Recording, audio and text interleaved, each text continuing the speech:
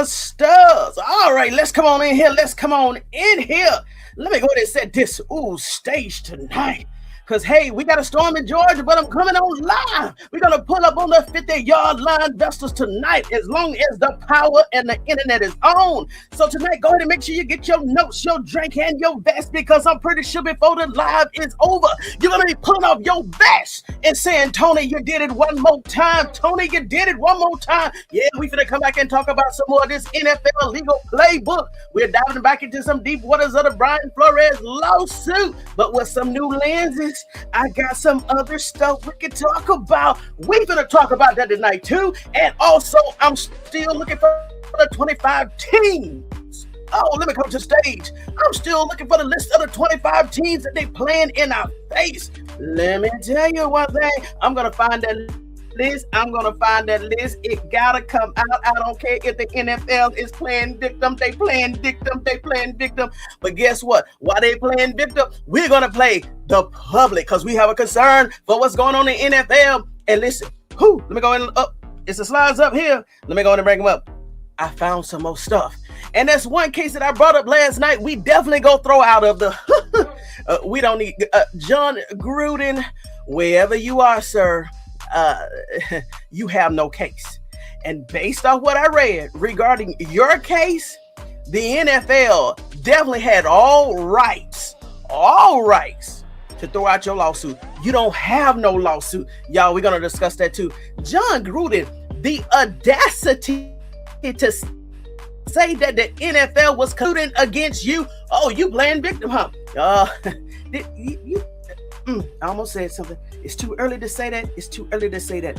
But the nerve of John Gruden to play victim based on what came out regarding his lawsuit?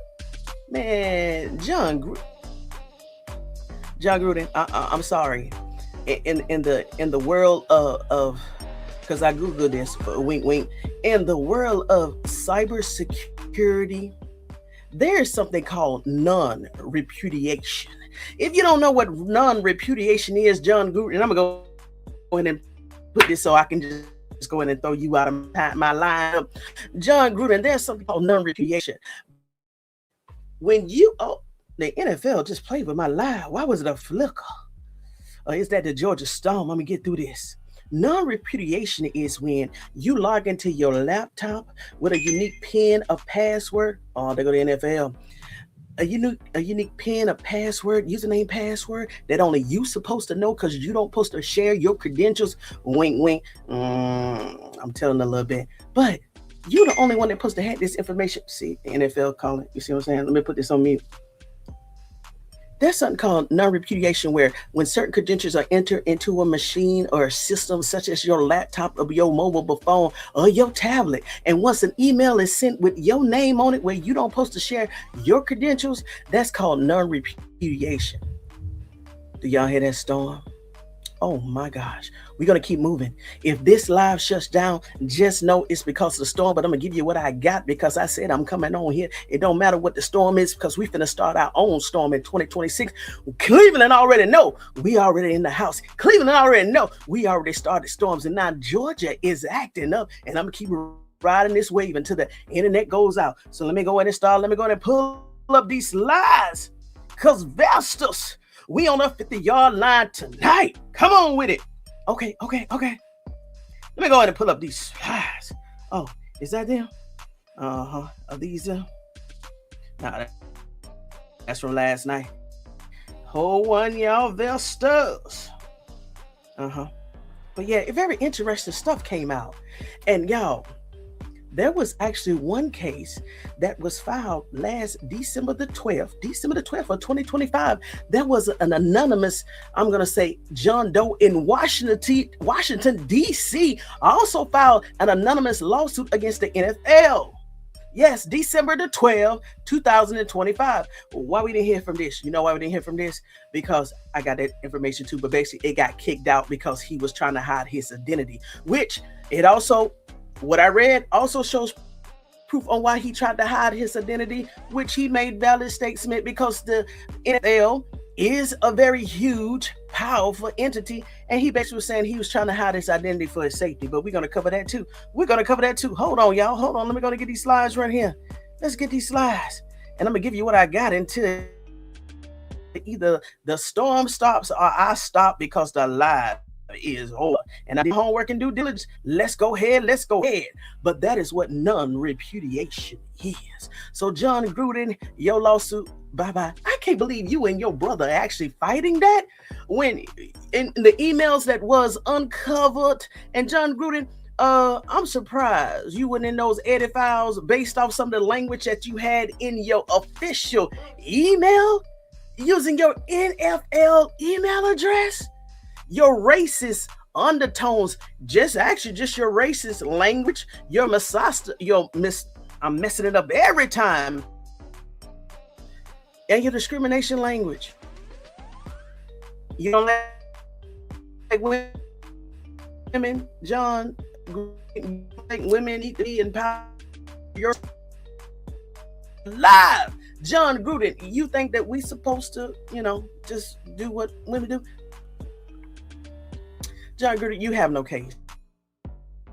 I'm sorry, you have no case.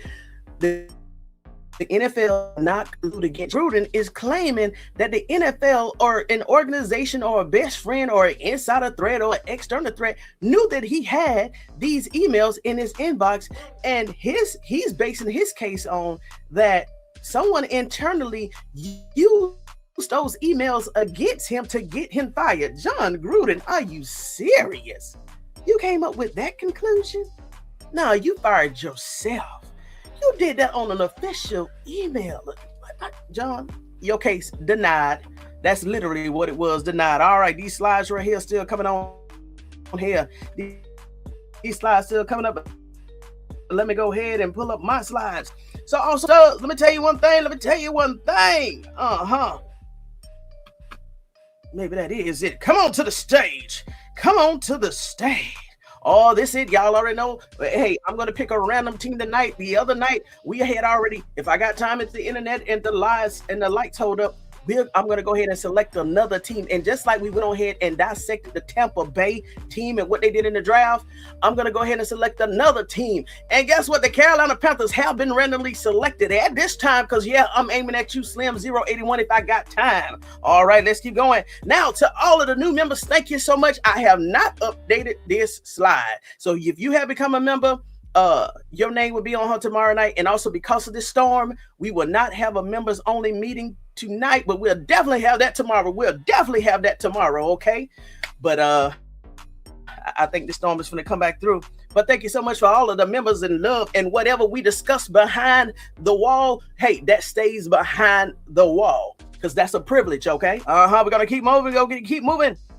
Now, to all of you members, hold on. These are the special stay vested up emojis I'm working on. I just need to get them incorporated into YouTube. So if you're a member, in the chat, let me know if you like these particular emojis that I have already created. Yes, I'm going to be continue to upgrade, but these are the two standards that I'm going to start with. So investors and members, thank you so much. Now, here we go. We're going to get to here we go. Now, this is just a recap of last night. This is that Brian Flores. If you didn't miss that live, go back last night and watch that live. Just some summary. Just some summary, because we're going to get to the new stuff. Come on with it. Here we go. We talked about Gerard Mayo. And if I got time, that Thunder and Lightning is close. If I got time, we're going to discuss that. If not, we'll come back tomorrow. This is what, I found another video. Roland Martin, we talked about this last night.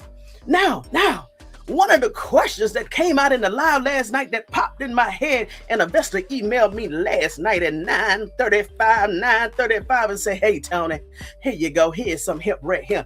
Thank you, investor. You know who you is. Thank you so much.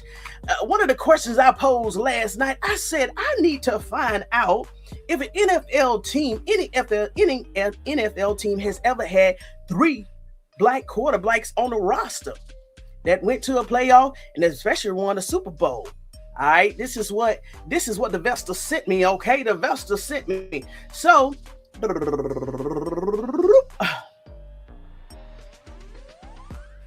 Is that out of order? Hold on.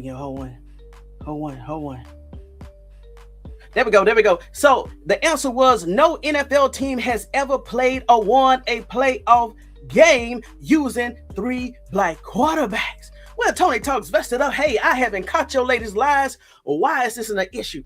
Or why is this a topic? This is a topic because we got Shedeur Sanders, we got DeShaun Watson, and we got Taylen Green.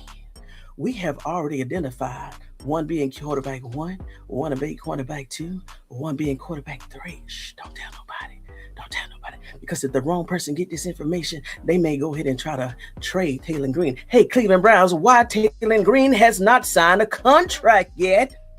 Other players have signed contract. Undrafted free agents have signed contract. Hey, Vestas in the chat, if you know or don't know, if you got an update that I don't know, has Taylen Green signed his contract? I've seen Andrew, what is his name? Aaron Anderson signed his contract. Has Taylen Green signed his contract? Well, once Taylen Green signed his contract, and let's say even if we get to the first playoff game ever, the Cleveland Browns with Shedeur Sanders, DeShaun Watson, and Taylen Green, if those 3 stay on the active roster, the Cleveland Browns will be the first one in NFL history to have 3 black quarterbacks on the roster to win a playoff. Y'all see, the first all-black quarterback was the 2023 Baltimore Ravens. Became the first team in NFL history. So if y'all was doubting what I said, that was only 3 years ago. So I'm telling you what I know now. The 2023 Baltimore Ravens became the first NFL team in history to carry 3 black quarterbacks on their active roster. The only thing is they didn't go to the playoffs. So that would separate us, the Cleveland Browns, Shedeur Sanders, DeShaun Watson, and Taylen Green once we get to that playoff. The room consisted of Lamar Jackson. He was the starter. Then we got that Tyler Huntley. He was the backup. And the third string was Josh Anderson. So Vestas, once again, I hope you got your notes, your drink, and your vest, because this is something we're going to ride out this year once Taylen Green gets that contract signed. So, Mr. Barry, that's what Coach Prime called him. If Taylen Green has not signed his contract as of the 22nd of May, I hope you're not trying to use him as a bargaining chip for hopefully another team can come get Taylen once they find out what they got on the roster. It's not going to work out. Don't let nobody get Taylen Green. Because if we do what we got to do this year, what? Matter of fact, we don't even got to win the playoff game. Just get to the playoff game with 3 black quarterbacks. That is historic. And if we win it, oh my, go to the second round. Win that again. This is what we got to look for. Taylen Green, staying in house, okay? Let me go to the next slide. Come on with it. All right, this is something else. Okay, number 2, 3 black quarterbacks winning in the same season. They were on different teams, but this, I didn't know it was this rare. Did you know this is rare after all these years that the NFL has been an entity?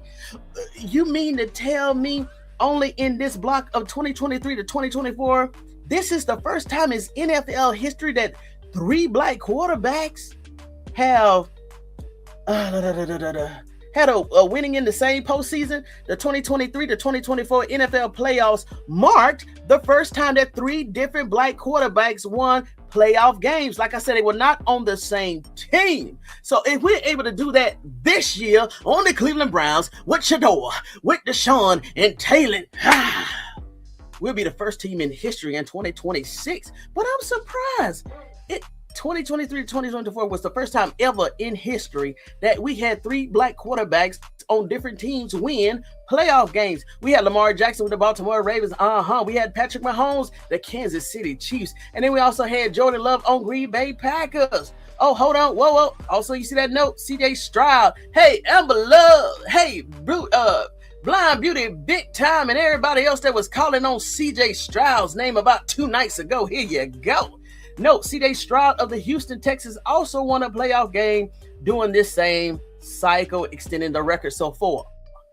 There we go. 4. All right, now listen to this. Read this right here. Why is 3 quarterbacks playing is exceptional rare? All right, so you read this here, you read this right here. So if it just says three quarterbacks. It doesn't identify by race. But just imagine what we're going to do this year. Just imagine what we going to do. I told you Andrew Berry knew exactly what he was doing. Andrew Berry, Shedeur said, we about to make history. We about to make history with Taylen Green, y'all. We about to make history with Taylen Green, y'all. We about to make history. We already knew we was going to get to the playoffs with Shedeur Sanders and oh gosh, DeShaun Watson, a healthy DeShaun Watson. Now with Taylen Green being on the roster, we definitely finna make historic records this year. And don't let them win it, y'all. Please don't let them really win it. And also, we also got to consider, what if we get that record of, I'm going to say 14-3, 15-2. Hey, that's what a name is. Justine.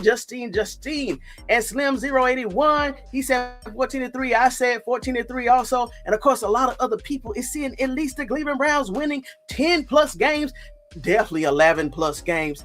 Yo, three black quarterbacks on the roster. That's still going to be a historical feat itself. Maybe I need to ask that question too, but y'all see where I'm going with this? Y'all see where I'm going with this on this Good Friday afternoon. Oh, it stopped thundering. Stop. So here we go. Now, this is what I was talking about. It seemed like that storm may coming out, cooling down a little bit. Now, this right here, also last year, October 23, 2025, the NFL seeks the dismissal of John Gruden lawsuit after the case sent back. Now, this is what I was talking. There go the thunder. This is what I was talking about. A month later, he sued the NFL and Commissioner Roger Goodell, which Roger Goodell needs to be questioned by Department of Justice, going back to what we discussed last night. Look at this. Alleging a malicious and orchestrated campaign to destroy his career by leaking those emails. Now, why is he using the same words that we know was associated with the Shedeur Sanders collusion? But that's why I said he's playing victim, wink, wink, wink, wink. And I forgot to tell y'all this. This is just for entertainment purposes. This is just my opinion. In a motion filed Thursday and obtained by the Associated Press, which is the same entity that gave Kevin Stefanski those 2 Coach of the Year awards. I said it. Yep, I'm still saying it. That is that entity that gave Kevin Stefanski those 2 awards. NFL attorney used aggressive language, saying the complainant, John Gruden, attempted to wrongly blame the NFL and its commissioner for the consequences of racist, and blame and homophobic emails John Gruden authored and widely distributed. He had the audacity to basically send this out on distro email, widely distributed. Let's keep moving. Hinged solely on unsupported allegations that fall as a matter of law or fall short of a stating a claim and should have been properly dismissed when the NFL parties first to move. So really, that's it. Based off this article right here, John Gruden, the audacity of you, sir. Let's keep going. Let's keep going. Because did y'all see, and it goes down, if you read this article, it goes down. There's no way stating that John Gruden denied that those was his emails. He was upset that the NFL used those emails against him to fire him. That's the consensus of the lawsuit, of John Gruden lawsuit versus the NFL. Sir, you missed the point. They were your emails. You didn't say they were not your emails. You're just mad that the NFL used those emails against you to get fired. God dang. Oh my gosh, what a privilege. What a privilege, Lord. What a privilege. Y'all, that man crazy. Let's keep going. All right. Let's keep going. Where we at? All right. Now, I told you I was going to dig up some more places, and you know why we're going a little faster, because that thundering started to pick up a little bit. The most prominent legal actions addressing the treatment of black quarterbacks, including the former 49ers quarterback Colin Kaepernick collusion grievance and the NFLPA collusion grievance regarding contract negotiations. So last night in this live, I pulled this up. I wanted to see if Brian Flores, if his case also had some evidence regarding black quarterbacks. When I did a deep dive, and I only did a deep dive on about 2 or 3 or 4 or 5 pages, I did not see any references to that. However, Colin Kaepernick, of course, you already know he had his lawsuit against the NFL for his activism, and also the NFLPA, who I brought up last night, that should also be questioned. Come to find out, they actually filed their own grievance against the NFL for the treatment of black quarterbacks. I got that too, but let me go ahead and read this right here. For the Colin Kaepernick collusion lawsuit of 2017. See, that's where the 2017 got stuck in my head. It was not regarding the reason why that year was stuck in my head was because it wasn't because of Brian Flores and his case. It was because the Colin Kaepernick thing. And the reason why that stuck in my head, because that was the last time I supported an NFL team on any team, AFC, NFC, North, South, East, and West. When that went down with the Colin Kaepernick thing, that's when I stepped away from the NFL. And I never thought I would have came back. And the only reason I'm still here, return, is because Shedeur Sanders. And just to know that we stepped out of a lawsuit, basically into another lawsuit regarding a black quarterback, the audacity of the NFL itself. Brian Flores, I'm going to say thank you again, young man. Thank you again for filing that lawsuit. That's what we're here for. You know what? A lot of us stepped away because of the Colin Kaepernick thing, right? A lot of us returned because of Shedeur Sanders, and we didn't know this was going on. Do you see... Take Tony. Do you see the factor between both of these? I think we actually, you know what? It's time for us to stop fighting and start walking away from subject matters that distract us. I think we were brought back for a time like this for spiritual reasons and for reasons like this. See, once we came back into the picture, we didn't know we was going to be walking back into a lawsuit. We thought we was walking back into a Cleveland Browns team that was going to embrace Shedeur Sanders, and we know that was totally the opposite. But I think God said, no. Don't run away no more. Fight this. Because you see, when we walked away for the Colin Kaepernick thing, we walked away, and they thought we also was going to walk away when they thought that they could do Shedeur Sanders like that, and we said, no, we ain't going no way this time. I think when I said Shedeur Sanders, whatever he went through is going to benefit us, him, and everybody in the future. Is also even benefited Brian Flores. It's funny, investors and viewers. We walked away because of a lawsuit, and we walked directly into another lawsuit.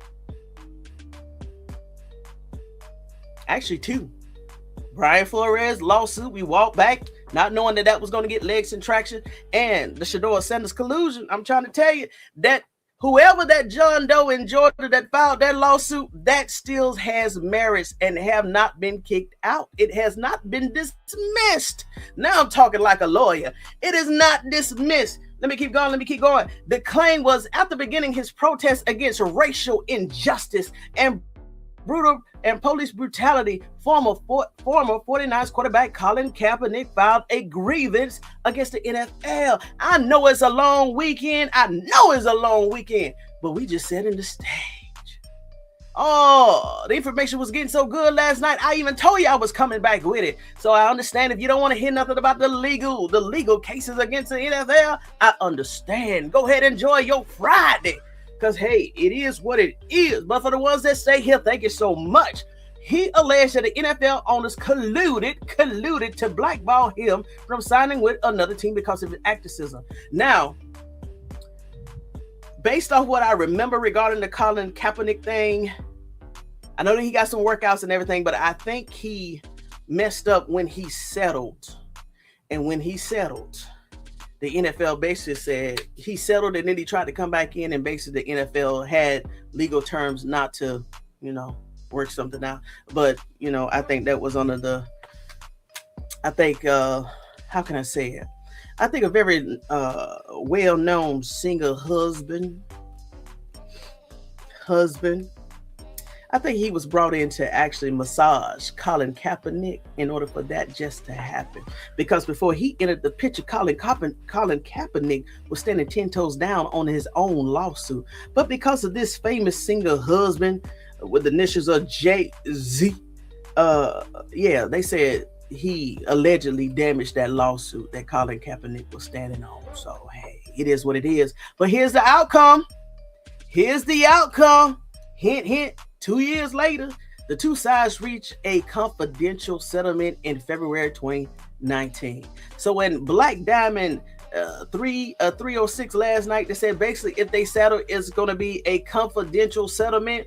That's fine. I understand that. When you get Brian Flores $500 million, or $600 billion, or $7 billion, or $1 billion, or whatever the amount is, of course you don't want that to come out in public, because anybody that has any grievance against the NFL will try to get that same amount. I understand that because it's a business. However, if and when the NFL settles the Brian Flores case for anybody, and I meant what I said last night, if you even thought about filing a grievance against the NFL, this is the time to do that, except for you, John Gruden. Except for you, John Gruden. You have no merit. You have no merit. But hey, so let's keep going. Let's keep going. Let's keep going. Let's keep going. Let's keep going. Let's keep going. Here we go. Now, remember last night I said that also the NFLPA should be held accountable and subpoenaed and questioned too. Guess what? I think they will be. Because they can say, hey, I swear to tell the truth. What is it on the stand? I never had to do this, thank you, Lord. I never had to put my hand up and swear, to this right here. But I swear to tell the truth, the whole truth, and nothing but the truth. So help me God. That's what it was. I think the NFL, they will easily go talk to the Department of Justice and say exactly what I said. I don't think I can repeat it again. But hey, they think they'll tell the truth because they can bring up their own case. Do y'all see that date? Do y'all see that time frame? 2022 to 2026. That's this year. That's this year. Here we go. They claim the NFL Players Association filed a grievance in October 22, alleging that the team owners colluded to avoid offering fully guaranteed contracts to quarterbacks. This is what we also talked about last night. We talked about DeShaun Watson. Remember DeShaun Watson? I'm pretty sure they're going to talk to him too when the Department of Justice come knocking on the Cleveland Browns door just to, hey, give me some feedback. What happened? But and this is why I think it was another play. I think it was CJ that put in there Lamar Jackson, Russell Wilson, and it was another black quarterback that when they had a fallout with the Cleveland Browns for giving guaranteed money. See what the Cleveland Browns did when they gave DeShaun Watson guaranteed money. That put pressure on all the other 31 teams to do that for their quarterbacks because, hey, it could have been Russell Wilson and Lamar Jackson looking over and saying, oh my gosh, he guaranteed 100% of his money. Hey, Baltimore Ravens, I want the same thing. Hey, Giants, I want the same thing. Hey, Denver Broncos, I want the same thing. Is that the reason why the Denver Broncos got rid of Russell Wilson? Is that also probably why the Broncos is named in Brian Flores lawsuit? I need to look that up. But that is an interesting factor to consider. Did they let Russell Wilson go because he wanted his money guaranteed? I'm just saying, I don't know. But it's an interesting thought. All right, going back to this grievance was heavily discussed in the context of players' treatment and contract negotiations for prominent black quarterbacks like Lamar Jackson who were impacted by these league-wide practices. Okay, the outcome. An arbitrator initially ruled in January 2025 that the NFL did not collude on damages, though they did invite teams to collude on guaranteed compensation. Oh, it is smoke there. The NFLPA. If you want the NFL, since the NFL just won a grievance against you for releasing those NFLPA report cards. Hey, y'all, let's not forget that just happened in January or February this year. Hey, NFLPA, this is your get back. Hey, since a judge has already said that they did invite teams to collude on guaranteed compensations, and since NFLPA, since you are responsible for the players' welfare and job opportunities, on the field and their welfare off the field. This is your get back, NFLPA. This is your get back. You got smoke. You actually got an ace in your hand. You need to go ahead and throw this in now. Go ahead and strike back. Go ahead and strike back. The NFL appealed, but a 3-judge panel ultimately dismissed the case. I don't care if 5 judges dismissed the case. If Brian Flores' first motion of discovery was denied 3 years ago that we covered last, go back and resubmit. Refile your lawsuit and your complaint, because right now this is where the getting get good against the NFL. Right now they feel weak. For them to file the motion against Brian Flores and his legal teams and saying that they feel punishable, overlooked or overboarded, that means they sensitive about something. NFLPA, if you want this thing to go, this is the time to strike while the iron is still hot. Yeah, I'm telling my age. Let's keep going. The outcome, we already read that. Additionally, multiple Black NFL coaches have filed separate. Whoa. This is my first time reading this. Hold on, y'all. Get y'all notes. Additionally, multiple Black NFL coaches have filed separate ongoing class action lawsuits directly against the NFL regarding racial discrimination in hiring, treatment, and retention. For real, this is my first time actually reading this whole entire slide. I paused because Gerard Mayo retention. They only gave you 1 year with a losing team and then they fired you. Gerard Mayo, this is even your time to strike. Let's read this again for all of the investors and viewers that's driving. And thank you for tuning in. Additionally, multiple Black NFL coaches. So Brian Flores is not the only one. This is where y'all jump on. Start jumping on the bandwagon. I better hear some more cases come out regarding Black head coaches. Yeah, I'm starting to stutter. Additionally, multiple Black NFL coaches have filed separate ongoing class action lawsuits directly against the NFL regarding racial discrimination in hiring, treatment, and retention. You only gave me 1 year and you fired me 17 weeks. You gave me a losing team and you fired me because you gave me the same losing team. Oh, that should be unfair. When Bill Belichick was over there at the New England Patriots for how many years? And you mean to tell me you gave a Black man by the name of Mayo a losing roster and you expected him to win with that? Come on, Mayo. You can track the progression of ongoing civil rights cases through the courthouse new service coverage of issues. Now, why did I also get excited about this after reading that? Because, hey, besides the Brian Flores case, you mean to tell me other Black coaches have filed other lawsuits? Why we haven't heard about those cases? So I'm pretty sure when they found that Brian Flores has successfully subpoenaed, went from 6 to 8 to 25 teams of the NFL, which I did my math last night, is 78% of the NFL teams. Those coaches, whoever they are, they should be gearing up this weekend to file their motion or continue to push for whatever legal term that is to keep their case moving forward. The NFL is at its weakest right now. When the NFL gets to screaming that like they're the victim, this is the time to strike.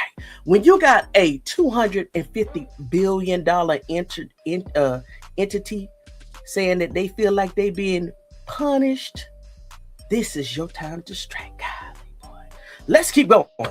Let's keep going. Hold on. How many minutes I've been on? Oh my gosh. I've been on this 36.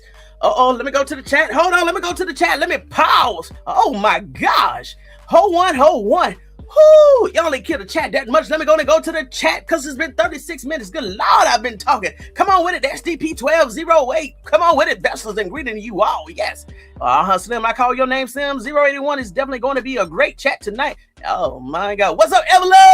What's going, Evelyn? Justine. Come on with it.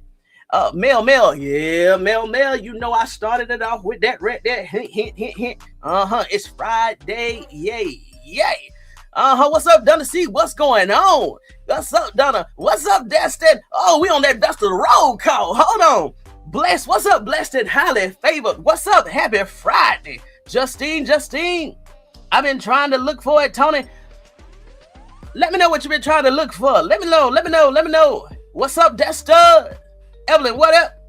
And go check out Pablo Torres. Find out. He has all the receipts. John Gruden. Well, now that I'm just getting to the chats, yeah, I definitely will. Let me go and get a screenshot of that. Let me go. No. Okay, hold on. I got that right there. Okay, it's on the screen. I definitely will. Investors, y'all let me know if y'all want me to continue this series on the NFL and their legal issues, because they got legal issues. Hey, I'm getting excited by it. I'm getting excited. Hey, this is something fresh and new. Because y'all know, you know what? I want to continue this series, right? Because when Shedeur Sanders get his time to file the lawsuits, we're going to have all the receipts. Hey, Shedeur, hey, this is one case that made, hey, Shedeur, you can use this. Hey, Shedeur, hey, come on with it. Come on with it. They better leave the young man alone. What's up, CJ? How you doing, CJ? Lady of E. Come on with it. Hit the like button. Yeah, hit the like button. It's Friday, and this storm is going crazy. Hold on.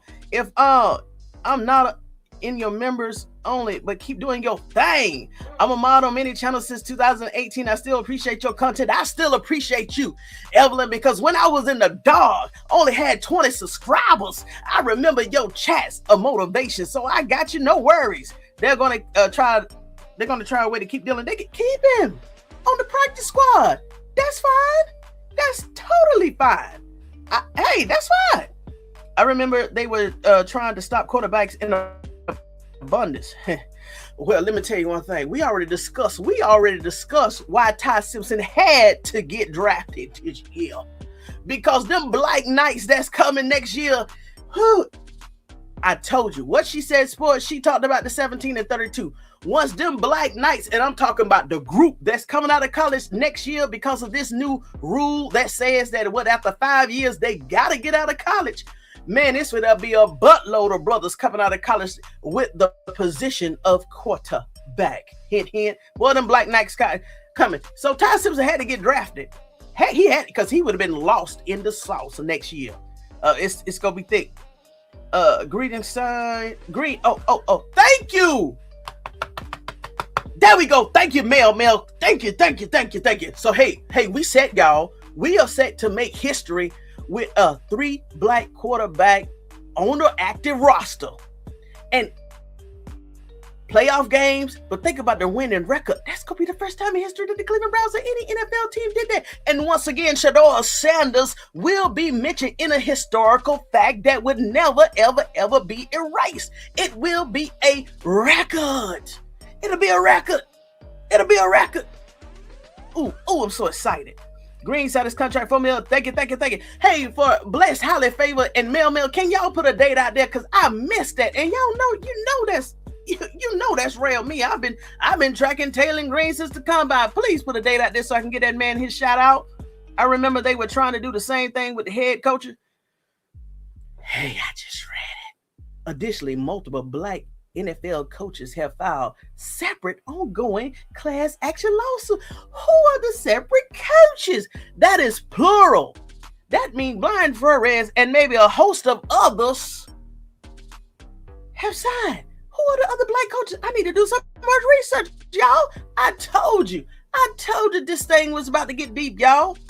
All it took for the Cleveland Browns media to do stupid stuff, to stretch out this OTAs, that I say, hey, I had enough of that. Let me go. You know what? Let me go back and start digging through the NFL trash can, because I'm tired of reporting on OTAs that's voluntary. The whole team is not up there. And for y'all,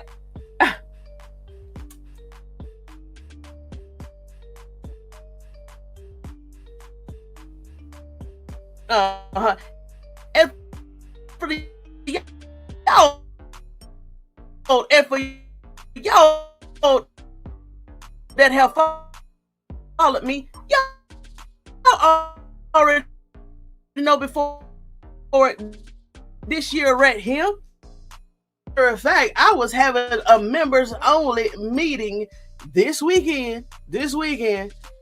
No, I was having another meeting when it popped up on my phone at 10:40 p.m. that the Brian Flores case had caught fire. And I said, ooh wee. Hey, Cleveland Browns media, you can go have fun with OTAs. I'm focusing on this. And there's something else I want to talk about. I need to put this in the chat to remind myself. Hold on, investors. This is the first time for everything. And this is a question. When did 3% become so significant? This is just a reminder to myself, and we're going to discuss this too. Reminder to self. Ooh, when did 3% become so significant? And to the investor that dropped that jewel on me, thank you so much. 3%. Let's keep going. You are so right, Tony. They gave Kevin Stefanski those 2 awards because he sure did not earn them. True, Tony. And he needed to be fired. He didn't earn none of that. And one of the awards came during the year of COVID. Oh, Lord, did I say the word? I'm about to scratch that word. One of the years came during that global pandemic. And they gave Kevin Stefanski the first year he got fired, y'all, in a pandemic. He was hired in 2020. That global pandemic happened in 2020. Some players weren't even playing. Some teams wouldn't even go in the game. They gave Kevin Stefanski that award. What?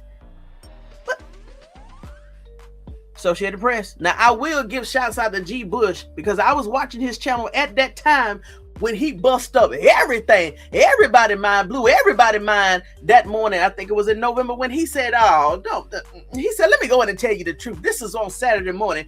G. Bush looked straight into the camera and G. Bush said, let me tell y'all something about that award. That award came from the media. It came from the Associated Press.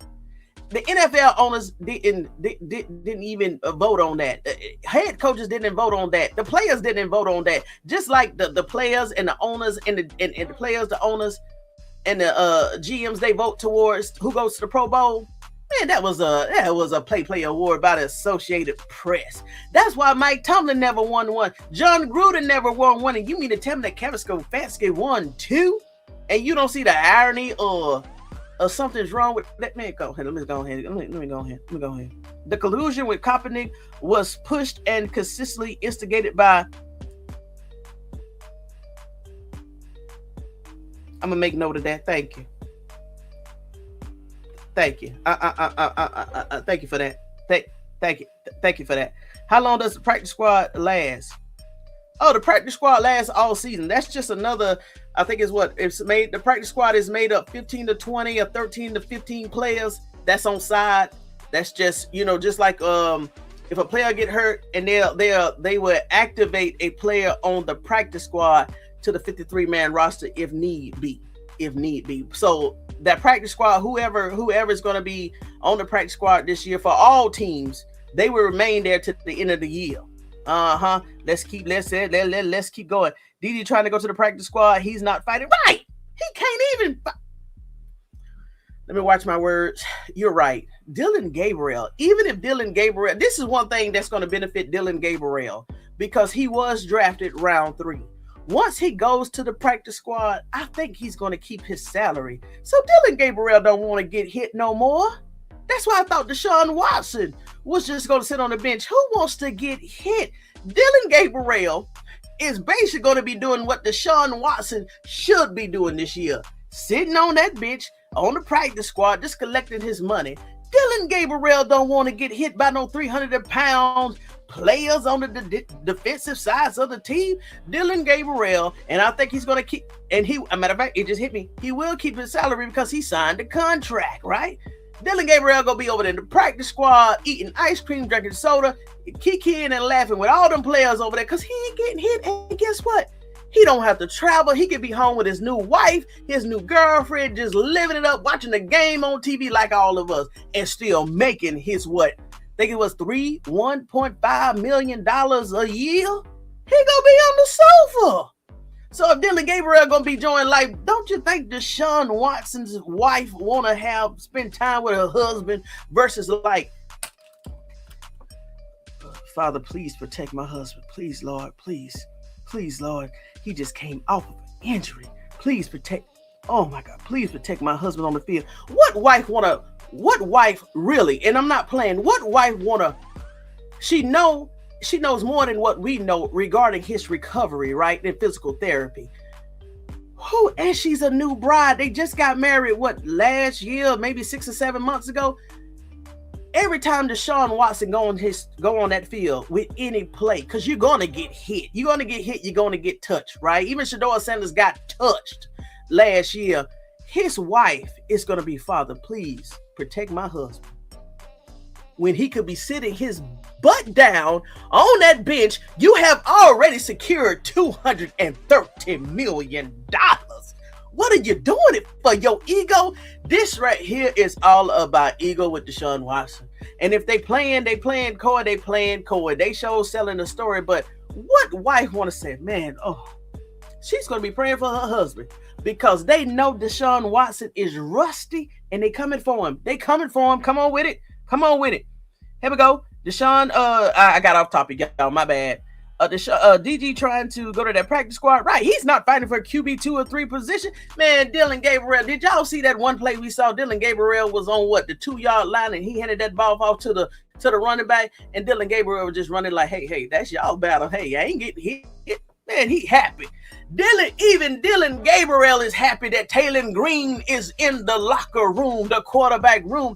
That means Dillon Gabriel knows, you know what, Kevin Stefanski set me up last year, but guess what? Even God had a ram in the bush for me, because even though I was set up by Kevin, I get to sit over here with the practice squad and don't even get hit. Even Dillon Gabriel, remember we said even Dillon Gabriel mentioned God during the first press coverage. Even Dillon Gabriel is seeing the light. I don't have to get hit no more. Dillon Gabriel is eagerly go to the. I go, coach. I go to the practice squad. I don't got to travel. Okay. And this all I got to do. Just throw the ball and get them ready for potentially when they go to the action. That's it. And I get to keep my salary. Oh, okay. I got that, coach. Hey, Taylen, I'll see you later. Hey, Dillon happy, y'all. Yes, he did. And I was so happy he won his case. Bless you. Have you noticed what is happening? Those that is messing with Shedeur, anointed. Come on with it. I totally agree. Bless. Lamar Jackson, Russell Wilson, and Jaden Hurts. That's the one, Evelyn. That's right. Guaranteed, etc. Remember, God Almighty knows and see all things. First, Colin got blackballed by the NFL National Free Nation. Hey, 420 was saying the same thing. Yes, those white people bought Coon JC. Okay, I'm not the only one that heard that then. Okay. Trusted Commissioner Roger Goodell is afraid of DeShaun Sanders. He said that. For anybody that don't know, Roger Goodell told Shedeur, I'm afraid of your daddy. He said that. Thank you for that, Evelyn. DeShaun not going to say too much because he got caught up in the allegation. If I was him, I would keep quiet too. And you know what? Maybe that's why he's not talking to the y'all. Hold on, it just hit me. Maybe that's why he's not talking to the Cleveland Browns press, because you know how messy the Cleveland Browns is. Shedeur Sanders have never done any wrong in his life, and you see how they harass Shedeur Sanders on that podium. Imagine if DeShaun Watson gets out there on that podium. They're going to talk about everything but football. DeShaun Watson don't want to bring that up because DeShaun Watson also settled with his accusers, right? And of course, legally, that's not saying that you're admitting to guilt. You just settled the case. And once I brought up before, in order to settle the case, that means that the accusers had to agree to the amount. So I'm not saying that he was saying by default he was guilty. He just said, hey, let's just settle. They agreed to it. He agreed to it. It is what it is. But maybe that's why he don't want to talk to the Cleveland Browns media. He already know they messy. He's gonna get up on that podium and they gonna ask him every question outside of football. That's probably why he's not talking to the press, y'all. I think I just answered the question. He don't want to get, and I don't blame him. I don't want to blame him. The media is not a court of law. Evelyn, yes, Coach Prime got the real receipts. That's why. Oh no. Oh no. Oh no. Whoa. Donna. Hold on, Donna. You know what? I'm going black right now. I'm gonna stand up black. Donna! No, Donna! Yeah. Donna! Donna! That's what I said, Mel. That's what I said. Donna! Oh, God. Donna, you gonna go in the corner. Just one striking you out. Hey, love. I just want... What's up, Blind Beauty Big Time? Oh, gosh. Okay, thank you. Hey, lovelies, just wanted to say hi. I'm judging a rap contest. Okay, Blind Beauty, do what you do. Do what you do. And thank you for remembering Tony Talks Vested Up Compelling Sports Edge on this Good Friday. Come on with it. But Donna. And Blind Beauty Big Time, whatever concert that you are rap contest that you're judging, please be fair. Don't take nothing out of the Cleveland Browns playbook. Whoever wins. Don't consider nothing else besides whatever those contestants do. Don't consider their background, their race, their age, who they're in connections with. Who is this? Who is that? Who picked this? Don't do... Listen, you already know where I'm going there, but make it fair. Thank you, Blind Beauty Big Time, for even stopping in and dropping in. Donna C. Donna C, you need to go to the corner, baby. You need to go to the corner. Not to mention the black coaches they let go. Like... Raheem Robinson. We knocking on your door. Please go ahead and foul. Go ahead and foul against the NFL, because Kevin, they fired you to bring in Kevin Stefanski, and you had an 8-9 winning record last year. Before the Colin Kaepernick thing, I used to watch the Atlanta Falcons because I'm from Georgia. My family watched the Falcons.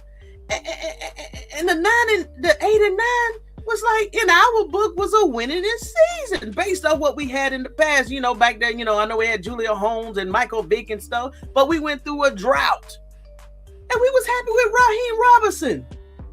Yes, and being a black coach. And I think at that time they also had a black GM. Whoever that black GM, you file your lawsuit too. File your lawsuit. And Raheem Robinson, file yours too. Come on with it. Thank you for bringing his name up, because I sure was bringing his name up, reminding me. I sure brought his name up last night. Donna C. Right, Coach Prime got receipts. They secure another Vesta.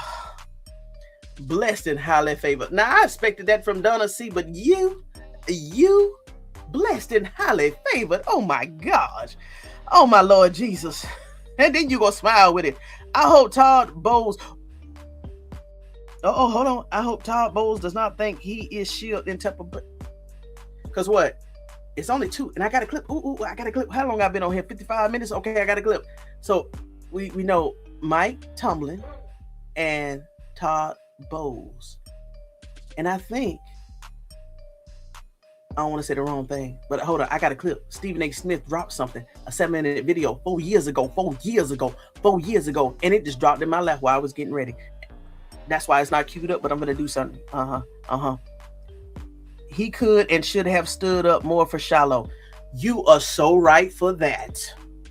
I think Todd Bowles could have definitely appealed the NFL when he could have appealed the ejection for the game. This is what I'm saying. I don't know, but this is how I'm feeling. And he definitely could have appealed. Matter of fact, he could have said, hey, even though Shedeur Sanders got ejected out of the game, he's still going to make, if not the practice squad, without hitting, he definitely would have been on the 53-man roster. But because of he hit, we got to show something. So we're going to put him on the practice squad, not the NFL, not knowing it in week 3 or week 4, we're going to make Shiloh second. We're going to bring him back to the active squad, the active roster. He definitely could have did that. You're right, Todd Bowles, you don't get no pass. You definitely could have fought harder.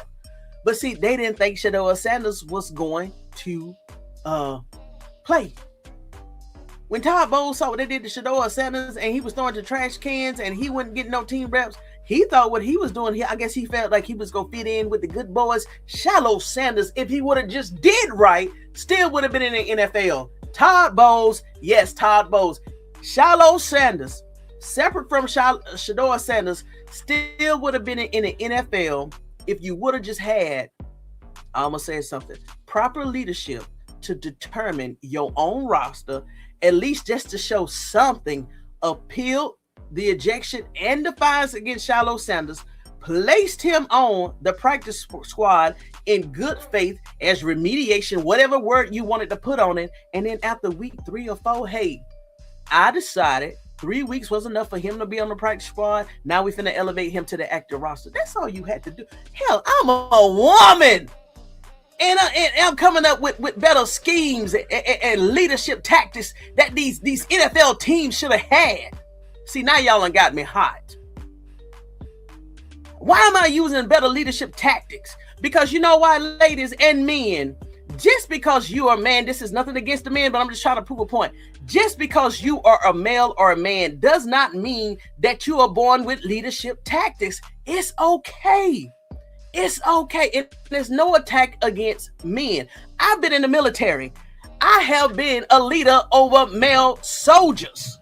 I have saved male careers. I have gotten them promoted. I have trained them for war. So it's not to me, I hate when they make it male versus female in terms of leadership. Either you born with it or you're able to gain the knowledge on how to become a leader. What we saw in Kevin Stefanski, and no man or woman in this room can say, even though Kevin Stefanski was a male, he had great leadership. Lies. And he was a male. I'm just trying to prove a point. I'm just saying, why am I coming up with tactics that Todd Bowles could have executed last year for Shedeur Sanders? Shedeur Sanders, you the head coach. You're the head coach. You mean to tell me, Todd Bowles, you didn't know your GM and your owner good enough to say, go in the front office, go on the red carpet and just talk to them and say, hey, we saw this. Shedeur Sanders, when he threw that punch, it was not maliciously. He was protecting himself. The NFLPA, I called you out before and I gave you some accolades tonight, but you wishy-washy too. You should have supported Shedeur Sanders. He was defending himself. Everybody saw that. Even white content creators were like, hey, I don't support the Sanders, but he was defending himself. They was confused. Man, let me get off that. But thank you for that, CJ. Thank you for that, CJ. Blessed. That's why Shedeur said what he said about, oh God. Okay, it's time for me to start the reading first. Reading first, then posting. Comment is coming from both. I didn't even know you had put that in the thing, and I just broke down my. Come on, thank you. Come on with it, Justine. Come on with it. All right, Tony, I see you in the.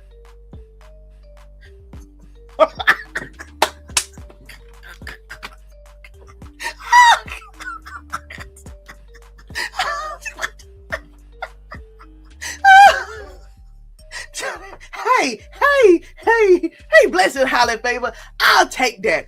Even if I got a cameo of 15 minutes, Shedeur Sanders and your team, at least give me 15 minutes. I promise. That'll be 15 minutes I would do my best at. Don't give me no 15 seconds. Give me 15 minutes. And investors, I will represent properly.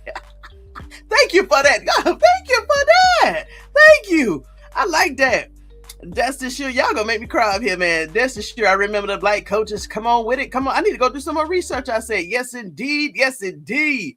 Listen, let me see here. Green, guaranteed, not a million. Oh, yeah. When you break down, hold on. I think for a 6th rounder, it was like 4 point something, right? And when I broke down, it came up to be like 650 million annually before taxes. Hold on. Green side of 4.7. Okay, yeah. Oh, okay, typo. Okay, I see. I got you. Damn. You're right. Ain't. Ooh, go ahead. Wait, hey, guess what? Taylen Green. Once y'all see what he can do And once he move on to a team, once Andrew Berry and Todd Monken, because remember what they said, they want to develop every player on the team. So when they go after their second NFL contract, they go get that money. Taylen Green is go get that money, right? Because I'm pretty sure in the future, after his second NFL contract, teams are going to want to pull him from Cleveland. And Mel, I wouldn't be surprised if Taylen Green go ahead and get that contract. So thank you so much for putting that out in the atmosphere, because that young man deserved his paper. He got robbed too. Thank you for that. Clip that. What's this? 1 hour and 2 minutes. Okay, I need to come back to that one. I'm gonna clip that for Taylen Green. Thank you for putting that in the air. So I see what you're saying now. Okay, Taylen Green guaranteed. That's all he guaranteed out of 4 point, or is that his signing bonus? I think that's his signing bonus. He got to be guaranteed more than less than $350,000. Because if you divide that on an annual basis, that's $650,000, and taxes. I mean, taxes finna eat that up. Okay, I got that.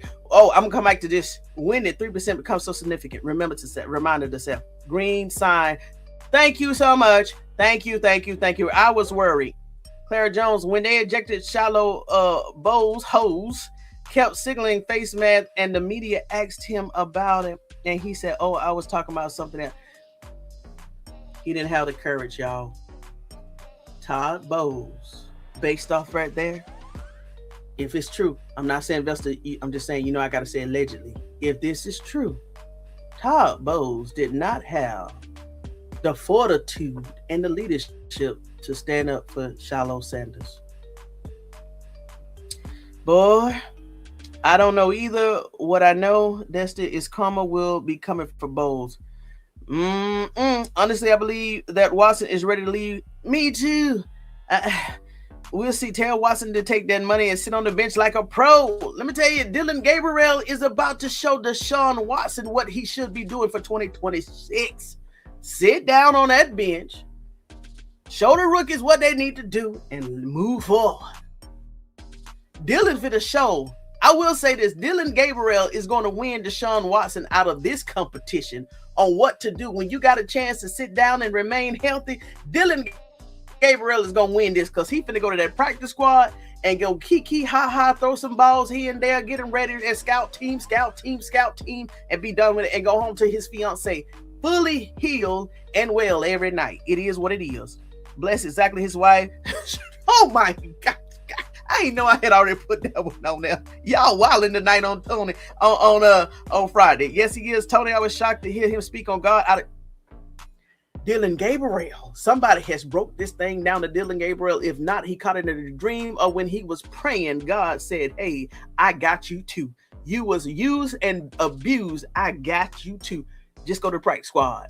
I got you. Come on with it. Donna C. Dion had them way back before. Goodell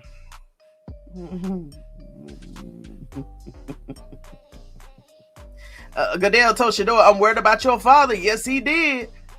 No, let me watch y'all. Claire, me too. I knew he was coming. What's up, lady? PC67.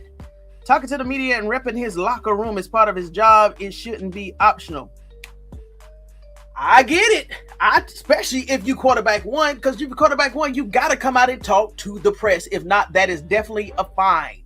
So, hey, we should, if anything, if they're going to go ahead and make DeShaun Watson quarterback one based off Todd Monken's body language and the eye contact that we saw the other night, because I put the phone right here, they need to go ahead and just put him out in front of the Cleveland media and just go ahead and get it over with. Because they're going to ask him any and everything except for football-related questions. Just get it over with. Because you don't want that to come out week 1, week 2, week 3. Because they go talk to him. And they go ask him everything else except for football. It is what it is. That's Cleveland. Let's see him. Yes, I heard that also. Yes, he did, Tony, and his wife more than likely told him it to talk to the press if he doesn't have to. I think Cleveland has to play DeShaun Watson for legal purposes since he's off the IR list. Could be. So they may play him for a couple of games. Yeah, My thing is, they got that thunder again. My thing is, hey, according to you, Todd Monken, which is the head coach, show fortitude and integrity in leadership. You said the quarterback competition, not OTAs, the mandatory minicamp, whatever comes out of that, and you said your decision will be December 12th. And y'all, that's why he didn't say none of these other dates in late May or early June, because this is voluntary. The only mandatory mini camp right now, that is that week of 8th through the 11th. And June the 12th, we'll find out who is the official quarterback for the Cleveland Browns. So all I'm just saying is, hey, according to what Todd Monken say, the quarterback competition would determine everything. And I even hate using that word, because they're a team. It should be teamwork. That's all this should be, teamwork. All this should be deciding the fact that who's going to go 1 and 2. It's the Cleveland media that's making this thing out to be a battle. It's a battle. That's why Mike McCarthy, he had the nerve to say 2 days ago, hey, we got 4 quarterbacks in our locker room and we love all of them. Ooh, throwing shade. I agree about the collusion with Colin Jerry Jones leaked arms with the 47 and the rest of the NFL are live. All right. I see that storm coming through. They're messing with my my pick again. Hold on. I may have to go black, y'all. I may just have to go black just to keep this live up, but I'm gonna continue to read the comments until I see my screen flickering again. Coach Prime and Shedeur bought their Ocean Beach home. That's right. Deanna Booker really needed a mental break as well. That's right. I'm going to Sydney, Australia in 2 weeks. Okay, if the Lord will, go ahead and enjoy and be careful of them kangaroos. Them kangaroos are vicious over there. They are very aggressive. Don't even look at them. Don't talk to them. Don't even go approach them. And if they come up to you, I don't know if you need to stand still or walk away, but them jokers will box. They will stand up on their hind legs and box you, and they attack women too, especially the males. So be careful, but enjoy. Get out, enjoy the world. Enjoy your trip and be ready for 47 hours in the air. Woo! Get your medication. But congratulations, Evelyn. You better come back and let her know how it is. What's up, Maria S12? Hey, Maria, your twin in here, Lady PC67. She in here. Y'all got the same avatars. Raheem Morris, that's right, Justine. Yes, Destin. Come on with it. I'm feeling air. I'm feeling fire in the air. What's going on, Evelyn? I'm going on a cruise in Z. You going to what? Well, you be safe too, but I don't know what Z is. But okay, that's right. Get out and enjoy life. Hey, what's up? Hey, everybody, just stopping through. There go my fire. What's going on? That's why I thought I started getting a hot flash. Come on with it. There go my fire. Did you hear people talking about the sabotage on Shedeur now? Hey. Yes, Tony Comer would be coming for him. Tabos. DeShaun Watson was not found getting right. But you know the Cleveland media is still going to be the Cleveland media. They're going to be messy. They're going to ask any and everything versus football. They may try to play nice and coy in the beginning, but you know somebody like maybe a Mary Kay or Tony Grossi, the other Tony, they're going to be messy. They haven't talked to DeShaun Watson in 2.5 years. They're going to be messy, but you're right. He was found not guilty. They has to pay him even if he doesn't play. True. That is true. Let's see here. Don't see no sis. I haven't seen about it. Did Tony talk about it? I like that. Should I rewind to see what's going on? No, but I think you got faith in Maria. No, did Tony talk about it? No. Donna C. Yeah, I don't even know. I can't mention the name of the podcast, but if you on live tomorrow, I will tell you. No, go ahead and put the name out there. Go ahead and put the name out there, Donna. Go ahead. You good? What's up, Rob Man? What happened to Todd? You gonna have to rewind after the live. Nothing happened to Todd.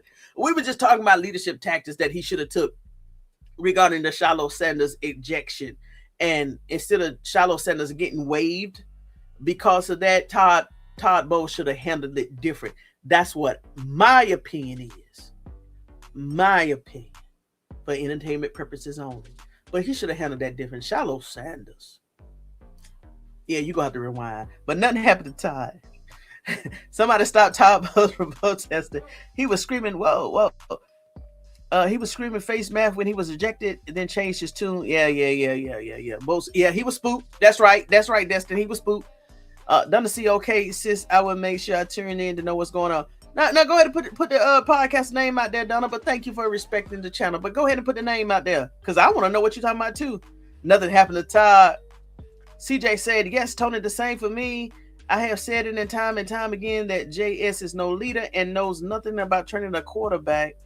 Is it JS or KS? Kevin Stefanski is no leader and knows nothing about training a quarterback or any other player. It definitely had to be Kevin Stefanski. Just by that alone, Kevin Stefanski. Dang, 4-7 for Green. Yep. He got more. No. Is that what it is? Yeah, because Shedeur Sanders got 4-6. Nah, Green couldn't have got no 4-7 unless everybody got a pay increase this year. So they probably got a pay increase. You know how the companies and every job supposed to give a pay increase each year. Maybe it was a pay increase for this year for all NFL players. But you're right. Shedeur Sanders signed a 4.6. I thought Taylen Green would have signed a 4.5 or 4.3 or 4. I thought Taylen Green would have signed a 4.6 or 4.5 or 4.3 or 4.1. I need to go check that out. Yeah, but you're right, Maria S12. I thought you meant Todd Monken. Bo. Did you hear the interview with Bucky? Let's see it. It's a puppet. Oh, gotcha, Evelyn. Okay. What we saw his actions was, and guess what, y'all? We played him week 2.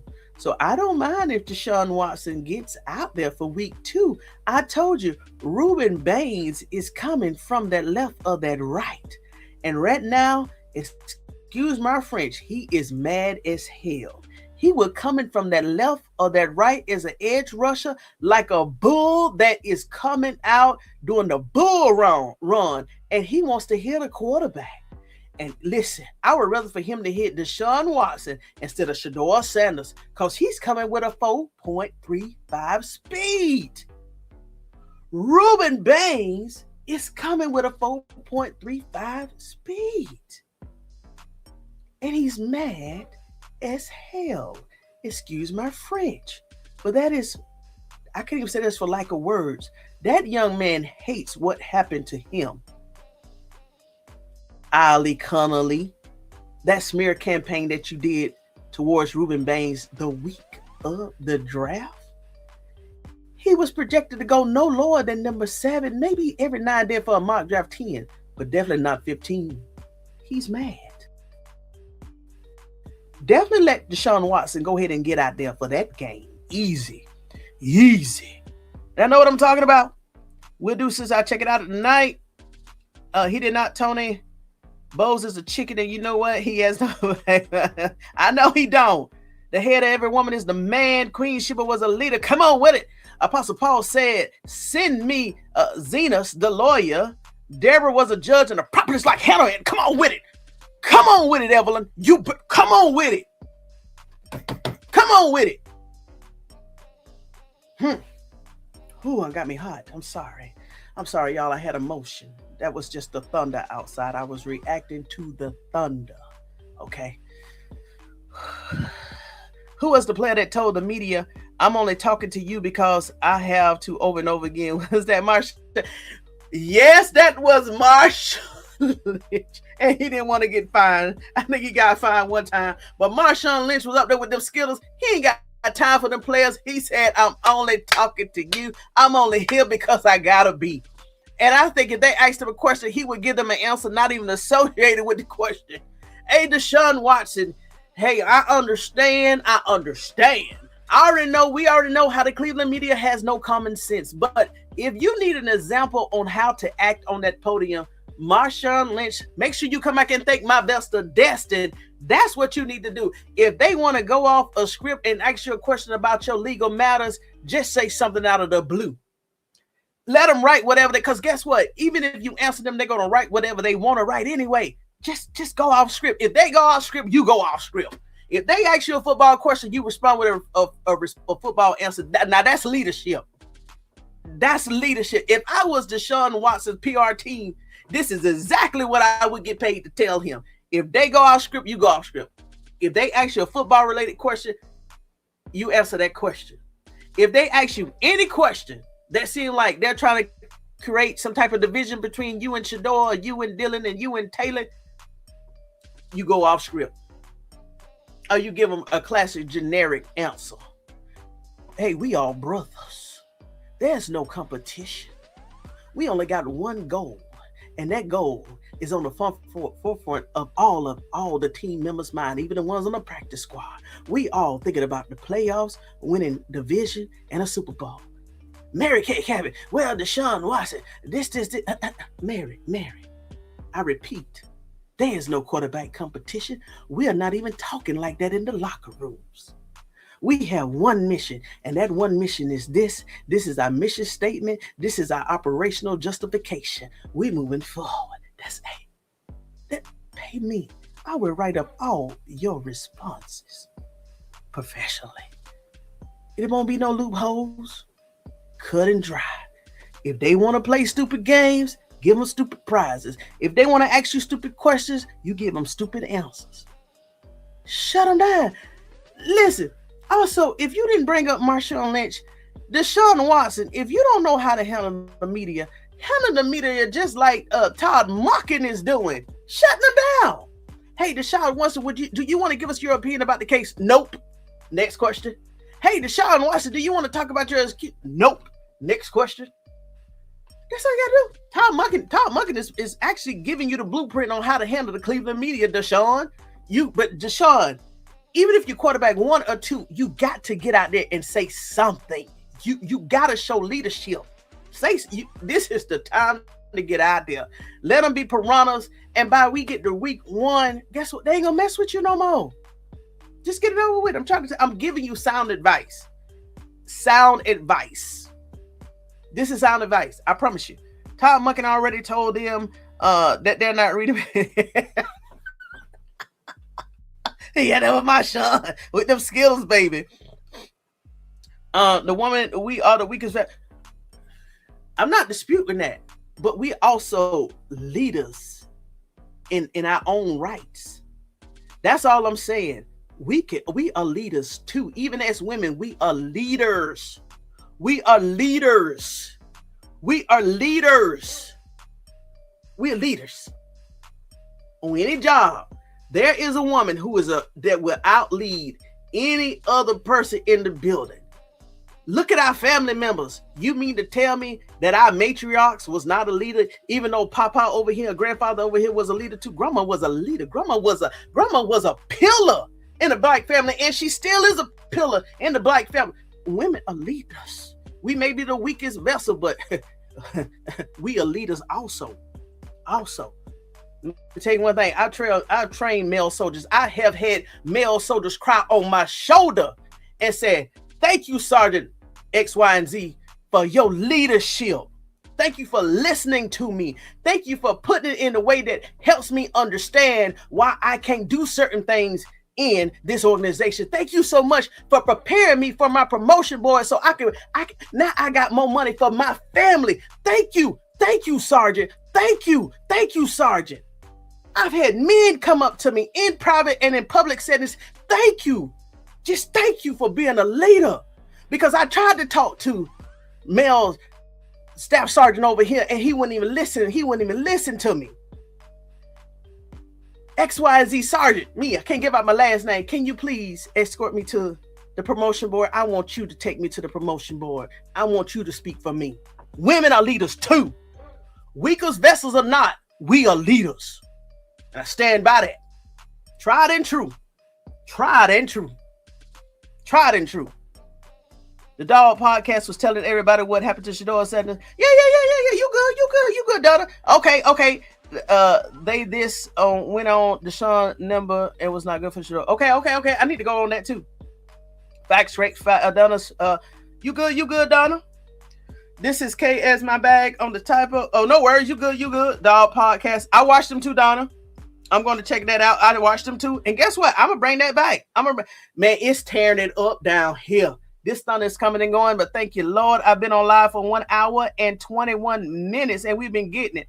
Mel, Bucky interview with Mr. Bucky was on Mr. Organic channel and shared his story again and about Shedeur Sanders and travel NIL.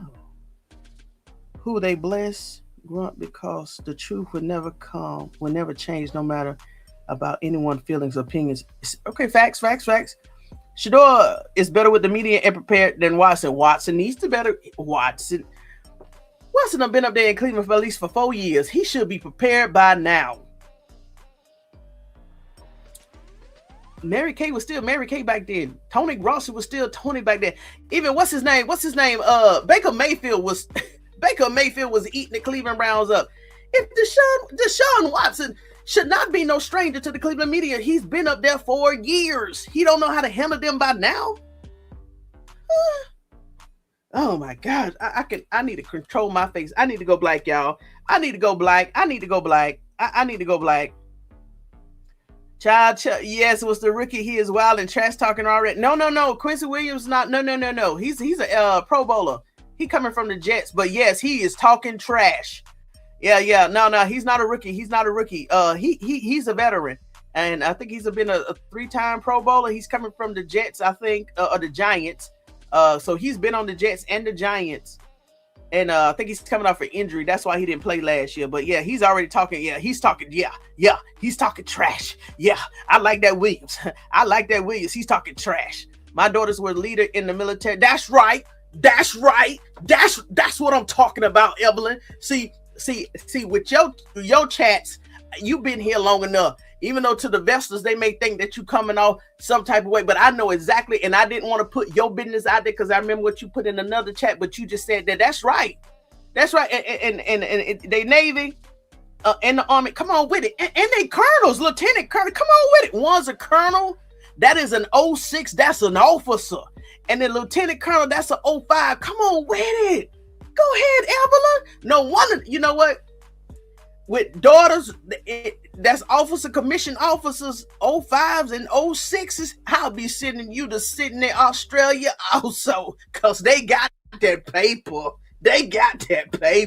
Congratulations, Evelyn. Congratulations. What's going on too, man? Y'all hold your horses. We got somebody in the room. We know you playing.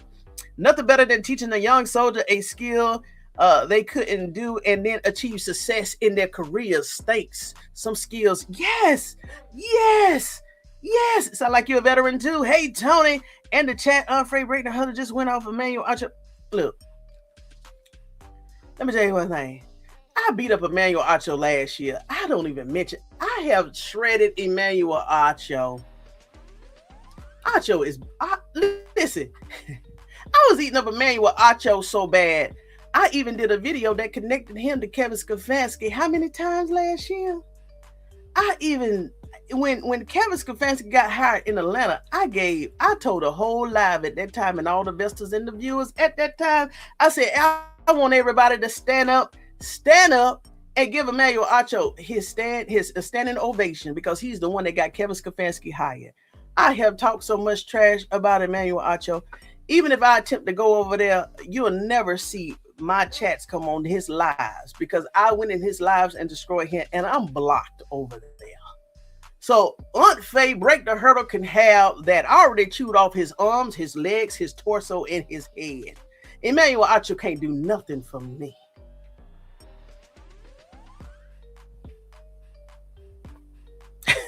Hey. Did that. Done that, did that. Emmanuel Acho even knows who I am.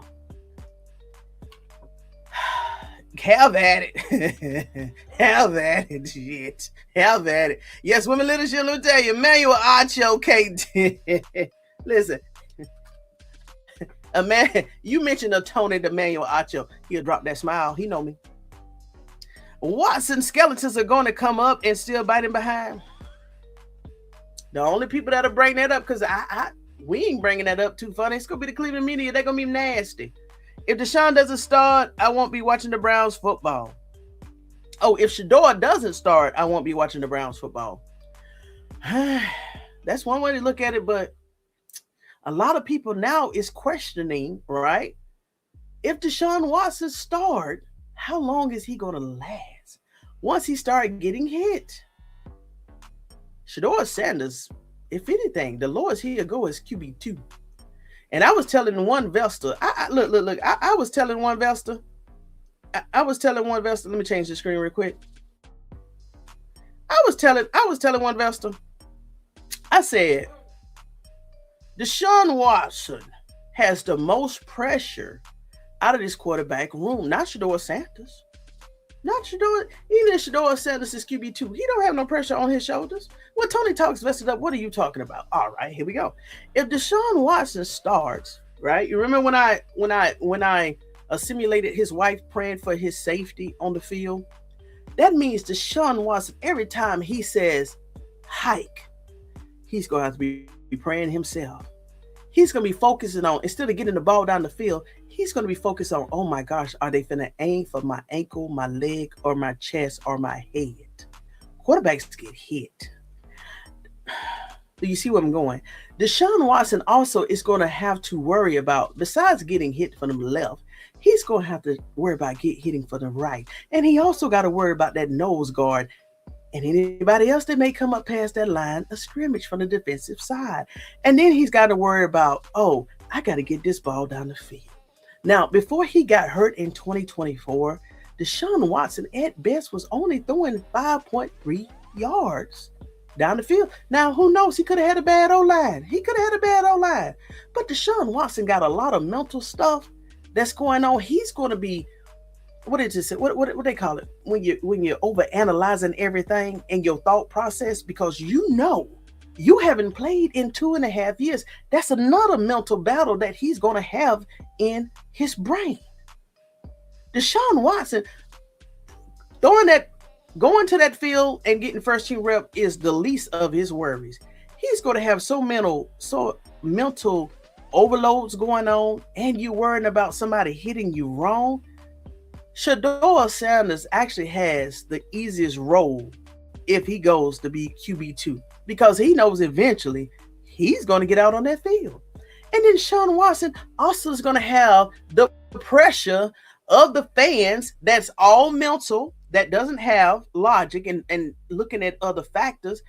They're going to have people, DeShaun Watson's got to worry about Cleveland Browns booing him and the Shedeur Sanders fans on his back. And then he knows that Shedeur Sanders is right there in his shadow. DeShaun Watson has tons of things to worry about. And then mentally, he's going to have to worry about all of his pads coming up. That's why I said, DeShaun Watson, is it really worth it to play your last year? You're going to have more mental battles than physical battles. And then what if you get hurt? That means all of that physical therapy and the recovery that you went through, and you got a new wife. You got to think about a lot of things, DeShaun Watson. And Shedeur Sanders right there. He, as we know, he may just have a girlfriend. He don't got no family, no wife. He don't got no injuries to be, thinking twice about. And all he's ready to do is just get on that field and throw that ball. Air raid. So, there it is. But I said I would say this. I'm going to be watching, because it's just going to be a matter of one play call and Shedeur Sanders be going in raw man. So I do understand. But looking at all these factors that I just spitted out, Shedeur Sanders may even go in at the end of the first game if DeShaun Watson starts week 1. Shedeur Sanders may be going in third quarter, fourth quarter. Let's see here. They're both retired veterans. Oh, okay. Hey, I know they still got their retirement check. It could be a VA check also. I hope they got their VA disability checks. Come on with it. But congratulations, Evelyn. Congratulations. Yes. Two Man said, you will be like me cheering for some defense. No, Two Man. No. I didn't say that. I know I was when it came clear that all Stefanski had was a backup Shedeur, and he wasn't willing to put him out. No, dude, I'm not wishing no harm on no team and no player. All I'm just saying is Dylan Gabriel's gonna be sitting pretty this year. He don't got to worry about no hits, and DeShaun Watson got to worry about hits instead of just sitting down on the bench. Tony, I'm gonna retire. Go ahead, Evelyn. Go ahead, Evelyn. Cardiologist P. Go ahead, Evelyn. Ooh. Okay, so when I start having palpitations up here, make sure you tell me how to respond. Tony, just breathe. Tony, cool. Go take a break. I know you got my back. Come on, Evelyn. Exhale, Tony. Exhale. That's my personality. I love him. Who you love? Who you love? Who you love? I have also, Tony, he is ridiculous, and I went off for him about Shiloh. We talking about Todd Bowles again. Mine also, he took me. Who y'all talking about tickling you and you love? Acho is, oh gosh, Jesus. Matter of fact, man, I ate up Acho. Y'all, that was a 13-minute video I did in January this year. Please go out there and listen to how I tore up Emmanuel Acho. Matter of fact, if you come back tomorrow, I'm going to play that video. I ate up Emmanuel Acho. Yeah, I ate him up real good, but it's out there. Acho is usually on the wrong side of the argument, even if he ends up getting the Acho crazy. Acho crazy. Speakeasy blocked me too. Yeah, buddy. Yeah. They know Tony talks vested up. Man, I called out Emmanuel Acho after week 18. I said, Emmanuel Acho. I said, now that this is over, I'm finna start digging in your trash can. And what I found in Emmanuel Acho's trash can, after I sealed that and I got all the information on why he was doing what he was doing and saying why he said about Shedeur Sanders, I closed the book on it. Listen, my friend said he acts like me. Hey, y'all go again. Tony, they both were in JRC for 4 years in high school. They went to boot camp every summer, and they was in 17 with rank. I believe you. You're right. So if you have young kids in high school, and if you know if they have they have any dreams of becoming a military veteran or joining the military, if their school has junior ROTC, please encourage them to go in that, because it does accelerate their promotion. They could probably go in versus going into the military ranks of the Army. I'm going to say of the Army. Instead of going in as a private one, they actually go in as a PV2. Based off and some other factors, say a PT test, they could probably go in private first class, PV3, a P3. That was 20 something years ago. But I'm pretty sure if they go in with these type of like junior ROTC and basic trainings, man, yeah, that helps with promotion. But you're right. I have watched his mic up real doubles of time. Remember, I was crying, laughing so hard. Did you hear what he told DeShaun about getting some oxygen?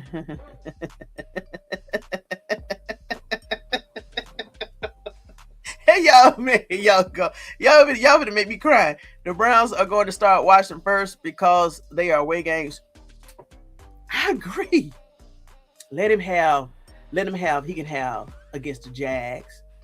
Definitely against Buccaneers. Okay, that's week 2. And week 3 is the Panthers. Okay. He can have it. The crowd would probably be easy on his mental. But he, in his mind, oh my gosh, is he finally hit me? He ain't gonna be worried about thinking about that ball first. He's gonna be worried about protecting his injured, was it the Achilles? He's gonna worry about protecting his body first and ball second. It shouldn't be that way. You should be thinking about reading your progressions, right? And getting that ball out of your hand versus protecting yourself. Now, let's think about it this way. If DeShaun Watson is, let's say, thinking about that ball first, and he sees that defender coming, do you think he's going to try to get his stance and square his shoulders to get that ball down the field? Or is he going to try to dink and dunk? Once again, if DeShaun Watson is out on that field, right? And let's say he is thinking about getting that ball out of his hand first and then protecting himself. Do you think he's going to go to check down first versus throwing? Because that defender's still going to come. And Spencer Fano is a brand new rookie on that left-hand side, that left tackle.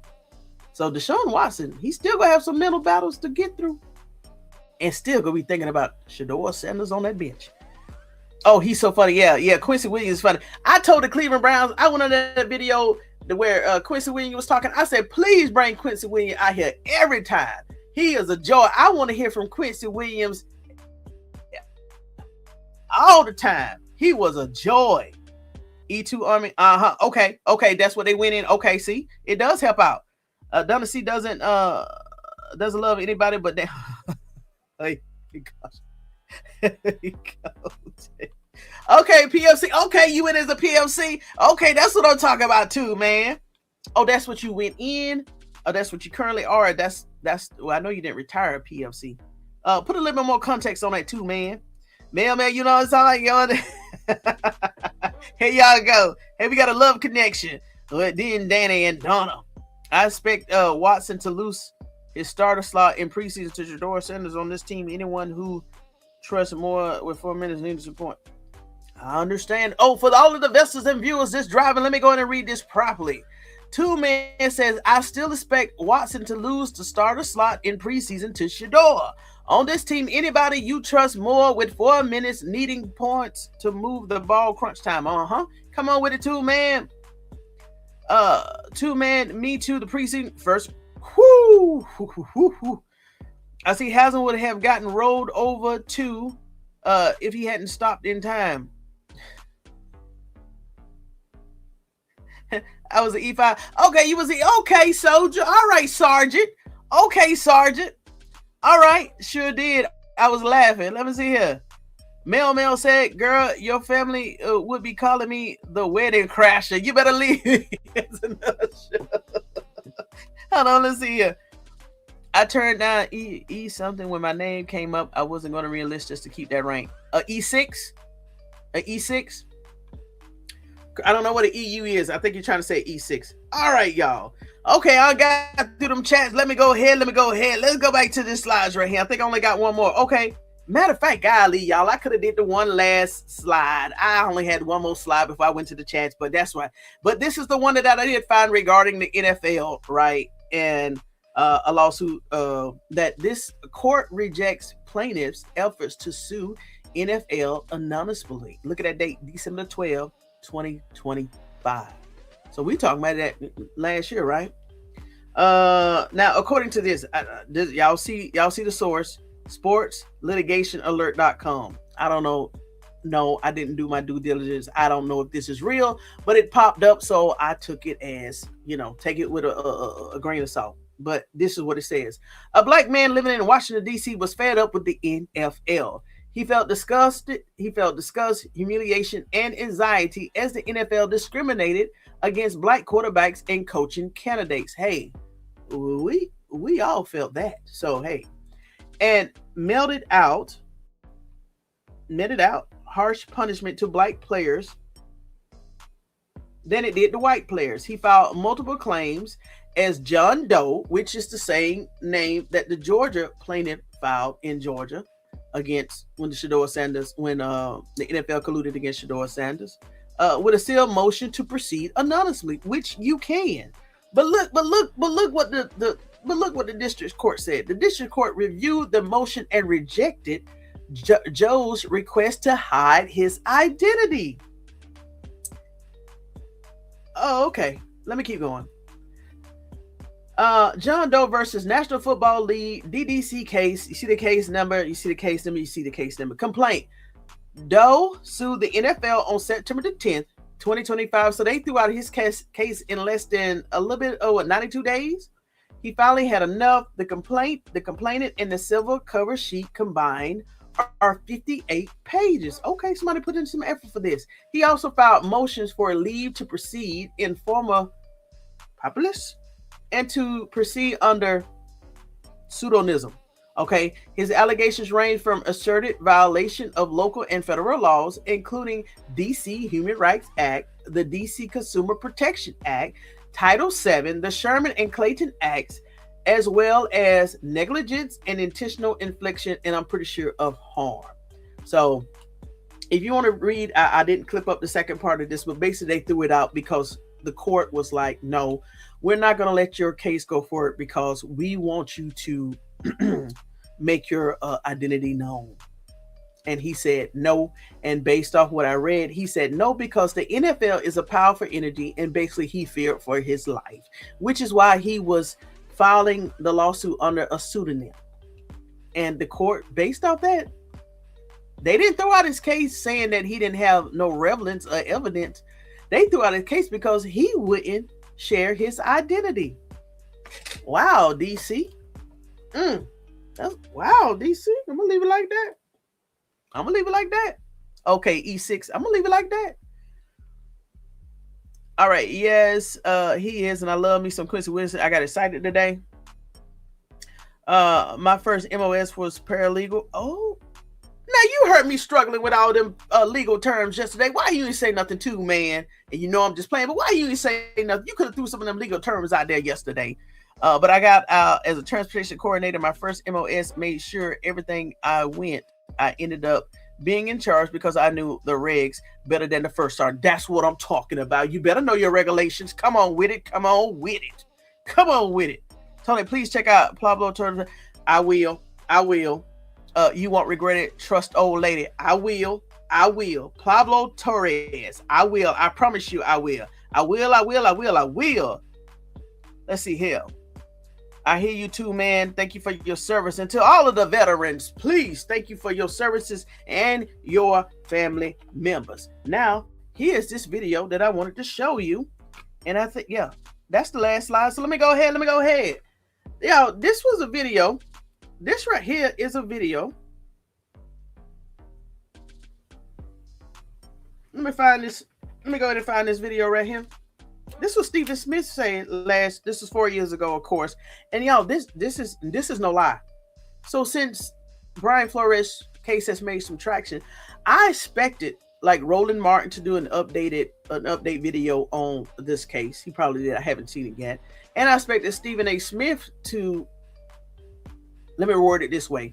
When I did a search for Brian Flores case on YouTube, I expected a lot more recent videos to appear. Even my video didn't pop up, but they were just showing videos 4 years ago, 3 years ago. So we already know, if you don't know, YouTube algorithm does what it wants to do when it wants to do. So hopefully more and more videos will come up. Now, I did see the video that I played last night. I forgot what his name was. But here's the video that I found from 4 years ago with Stephen A. Smith. And I like what he said. It's only 7 minutes. I only got through half of it. But let me go ahead and play this. And investors, I'm going to let you go. Ho investors. Let me see right here. Here we go, y'all. Let me turn down the music. Oh, thank you for that, CJ. Now, here is the audio on that Stephen A. Here's the audio there 4 years ago. First take. Incredible props to Brian Flores from the standpoint of courage. Because it takes a lot of courage to do what he's doing. And clearly he's not doing it just for himself. He is in pursuit with a class action lawsuit, basically inviting other coaches to come in and maybe and likely express themselves and show how the conditions which he feels that he's been subjected to is similar to what a lot of black coaches have been going through for quite some time. And we all know what my position has been as it pertains to African-American coaches, particularly in the National Football League. In college football is just as, if not more egregious, at least until recently. The NFL, what I've reminded people over the last few weeks, Keyshawn, is that the Rooney Rule was instituted in 2003. When the Rooney Rule was instituted, essentially compelling you to at least interview African-American coaches and give them something close to a fair and equitable opportunity, there were 3 African-American coaches in the National Football League. We are 19 years removed from the institution and implementation of the Rooney Rule, and there is now 1 head coach. There have been about 7 or 8 openings this offseason for NFL head coaches. 5 people have been hired. None of them have been black as a head coach. And so when we look at it from that perspective, it is clearly alarming. Now, let me get down There are people that are saying Brian Flores doesn't have much of a case. You heard the National Football League say it's meritless. I'm not buying that one bit. I'm familiar with court proceedings and what have you, and there's something called summary judgment. And I believe that man is going to get past that. He is going to get past summary judgment, and there is going to be some explanations that the NFL is going to be required to disseminate. Bottom line, number one. Number two, the New York Giants, we don't know the facts. We have to hold out. But let me say this to the New York Giants. As an organization, when it comes to black coaches, I don't believe a damn word you have to say. There's nobody more incriminating than the New York Giants. We are in the year 2022, okay? Now, mind you, this was 4 years ago, and I just want to also remind you that the New York Giants is also listed. They was actually listed in Brian Flores' original lawsuit.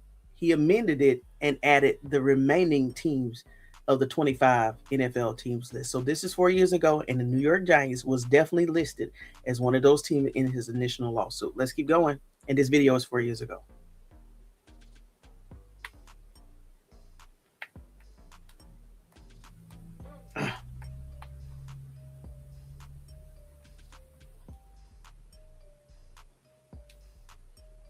Incredible props.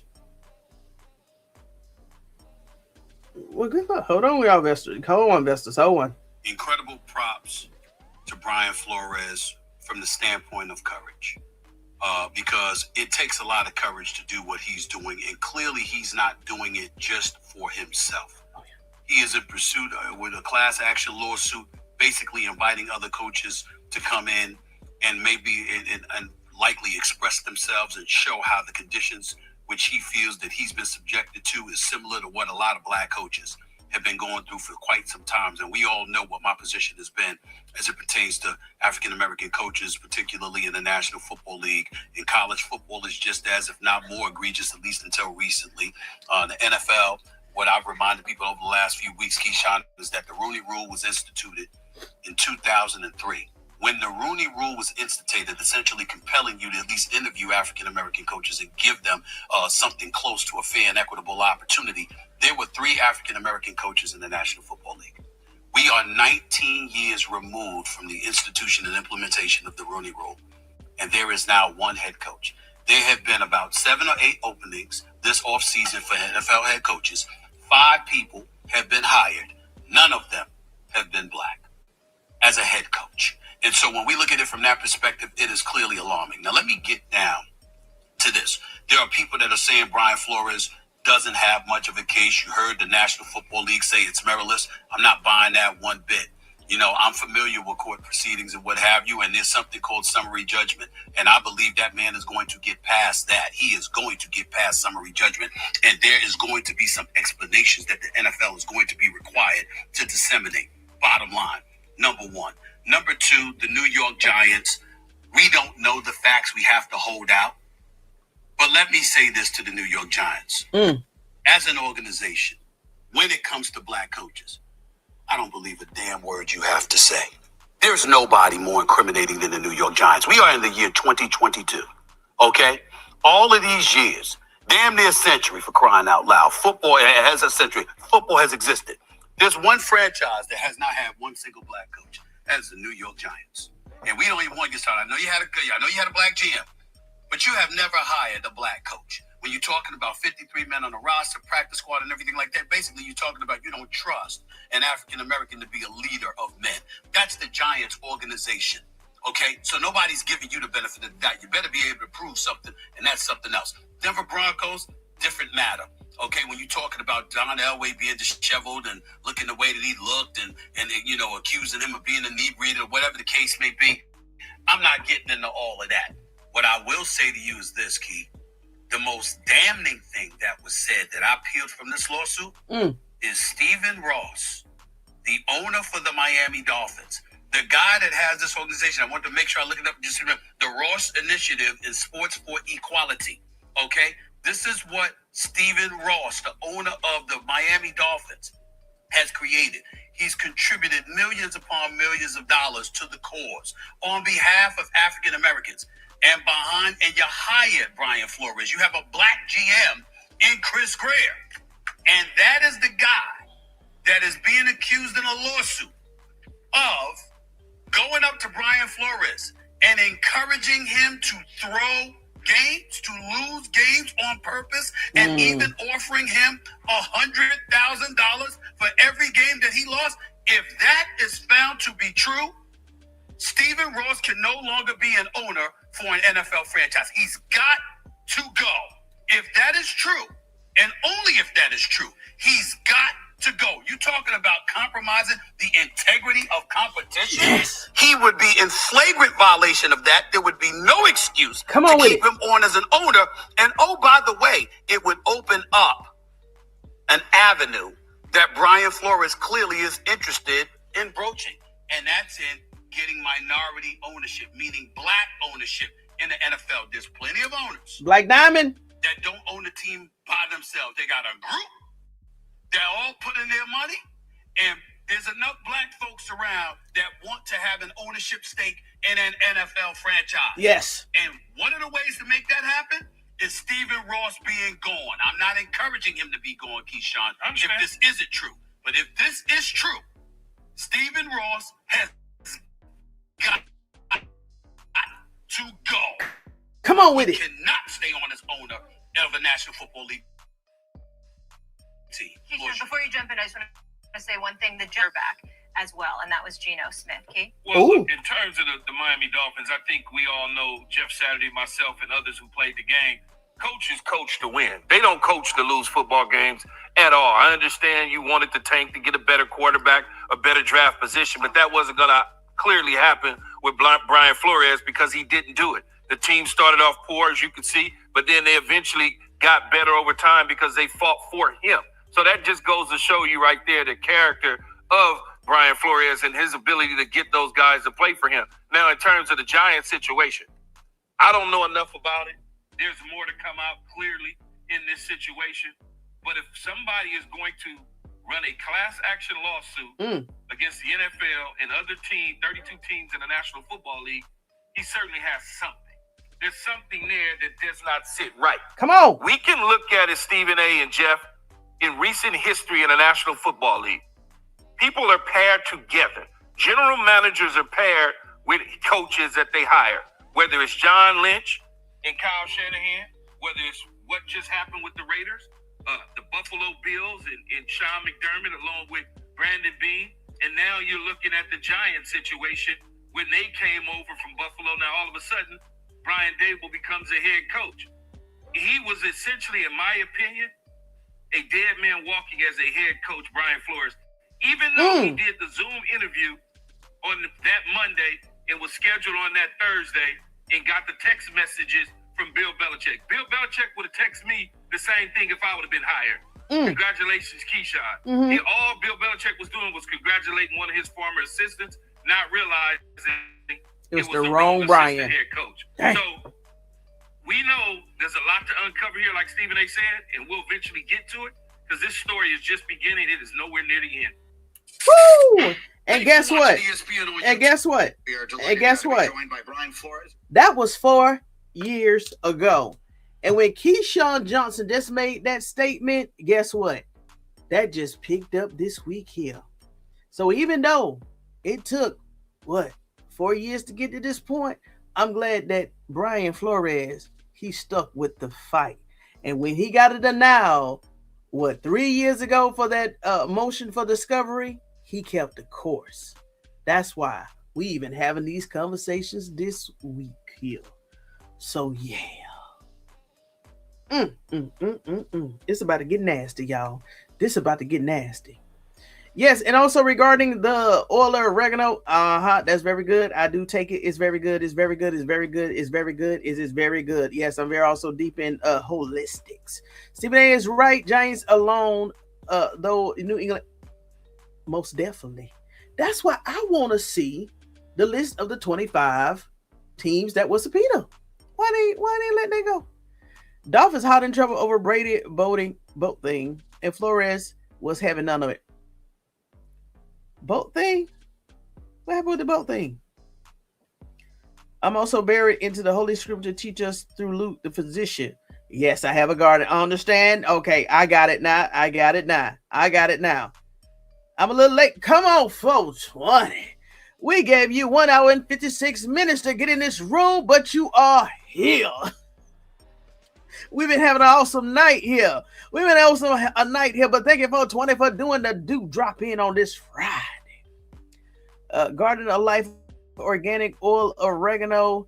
You can get from Amazon. Help with allergies and upper respiratory. It's very good, and it also prevents illnesses. It helps you breathe better and will.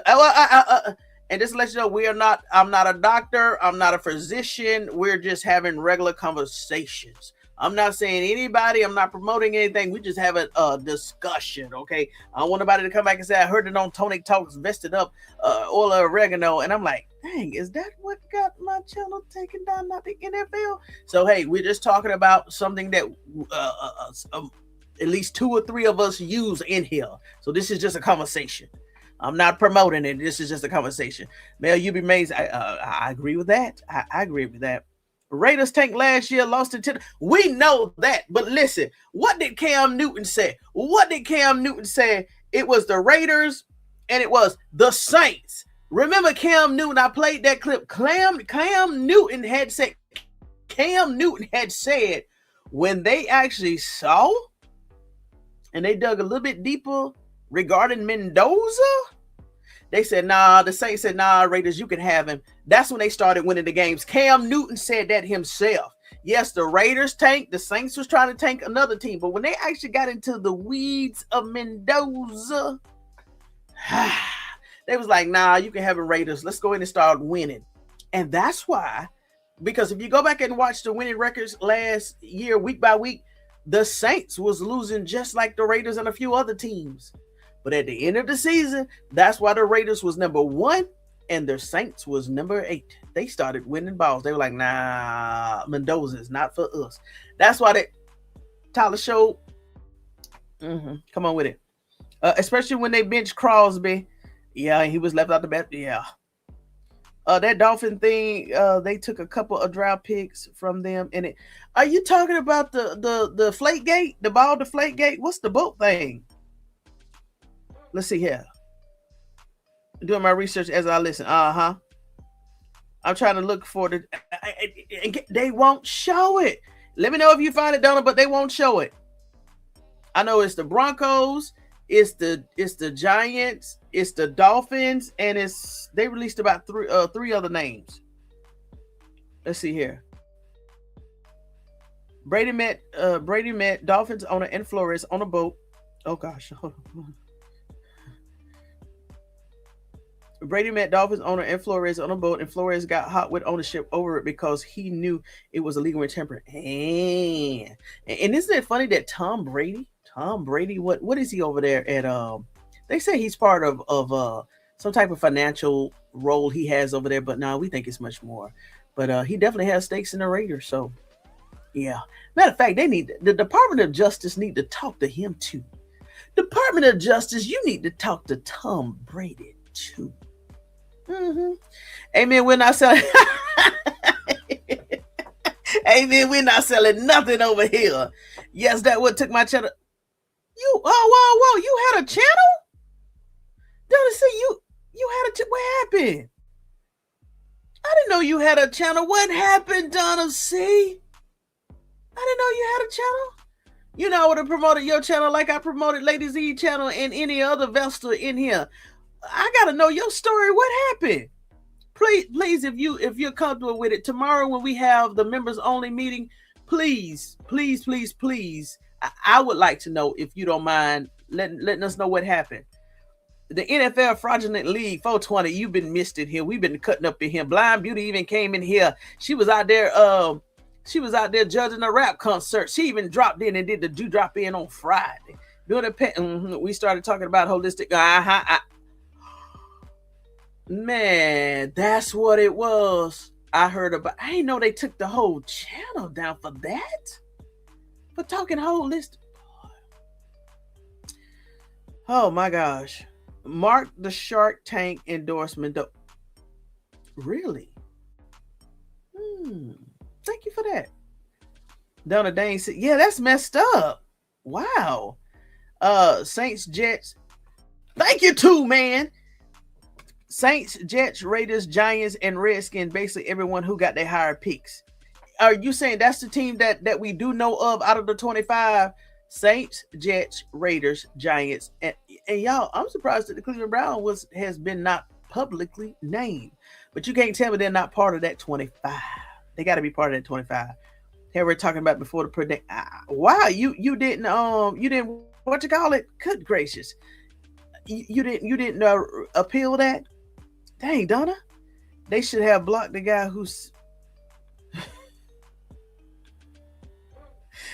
Brady was going to get ownership spot in the Dolphins, but the league said no because this boat thing came out. Oh, that's what's going on.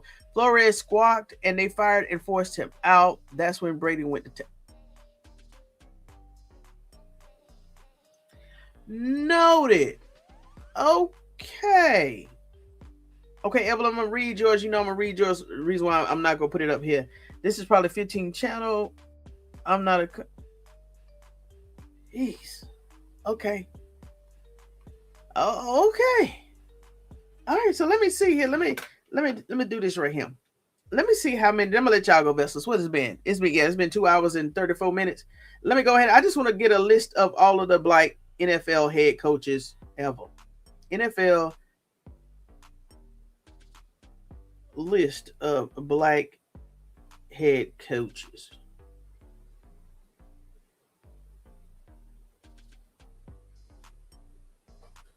How many black head coaches has it ever been in the NFL? According to this, only 24.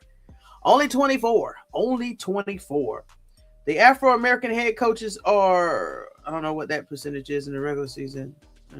Mike Tomlin, Tony Dungy, Marvin Lewis, Dennis Green has had the most regular season wins by a minority head coach. So only 24? Who is the most successful head coach? I do remember him, Dungy. That's right. I remember Dungy.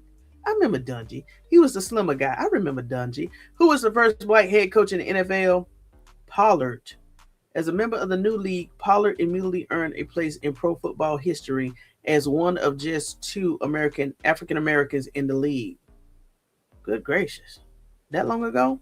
Has a black head coach has ever won the Super Bowl? Tony Dungy. I know I remember. That's another Tony. It's something about that name, Tony. Tony Dungy. That's right. I thought it was going to give me a whole list. Okay, so 24. So we'll go over that tomorrow then. 24 black head coaches ever. So, hey, yeah. Hey, that's a nice segue into tomorrow's lives. So let me go back to the chats. Let's see what's going on.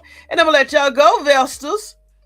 Donna, this is the most. Okay, yeah, we talked about it. I will talk about it. Oh, okay, gotcha. Thank you, Donna. Thank you. Bring that up here. Brady isn't dirty, but that doesn't mean he plays fair. Oh, he's very dirty. Deflategate. I heard that was his idea to take air out the ball so the wide receivers can catch it and he can grip it just right because it was raining in that game. That was Tom Brady's idea, and Bill Belichick know it.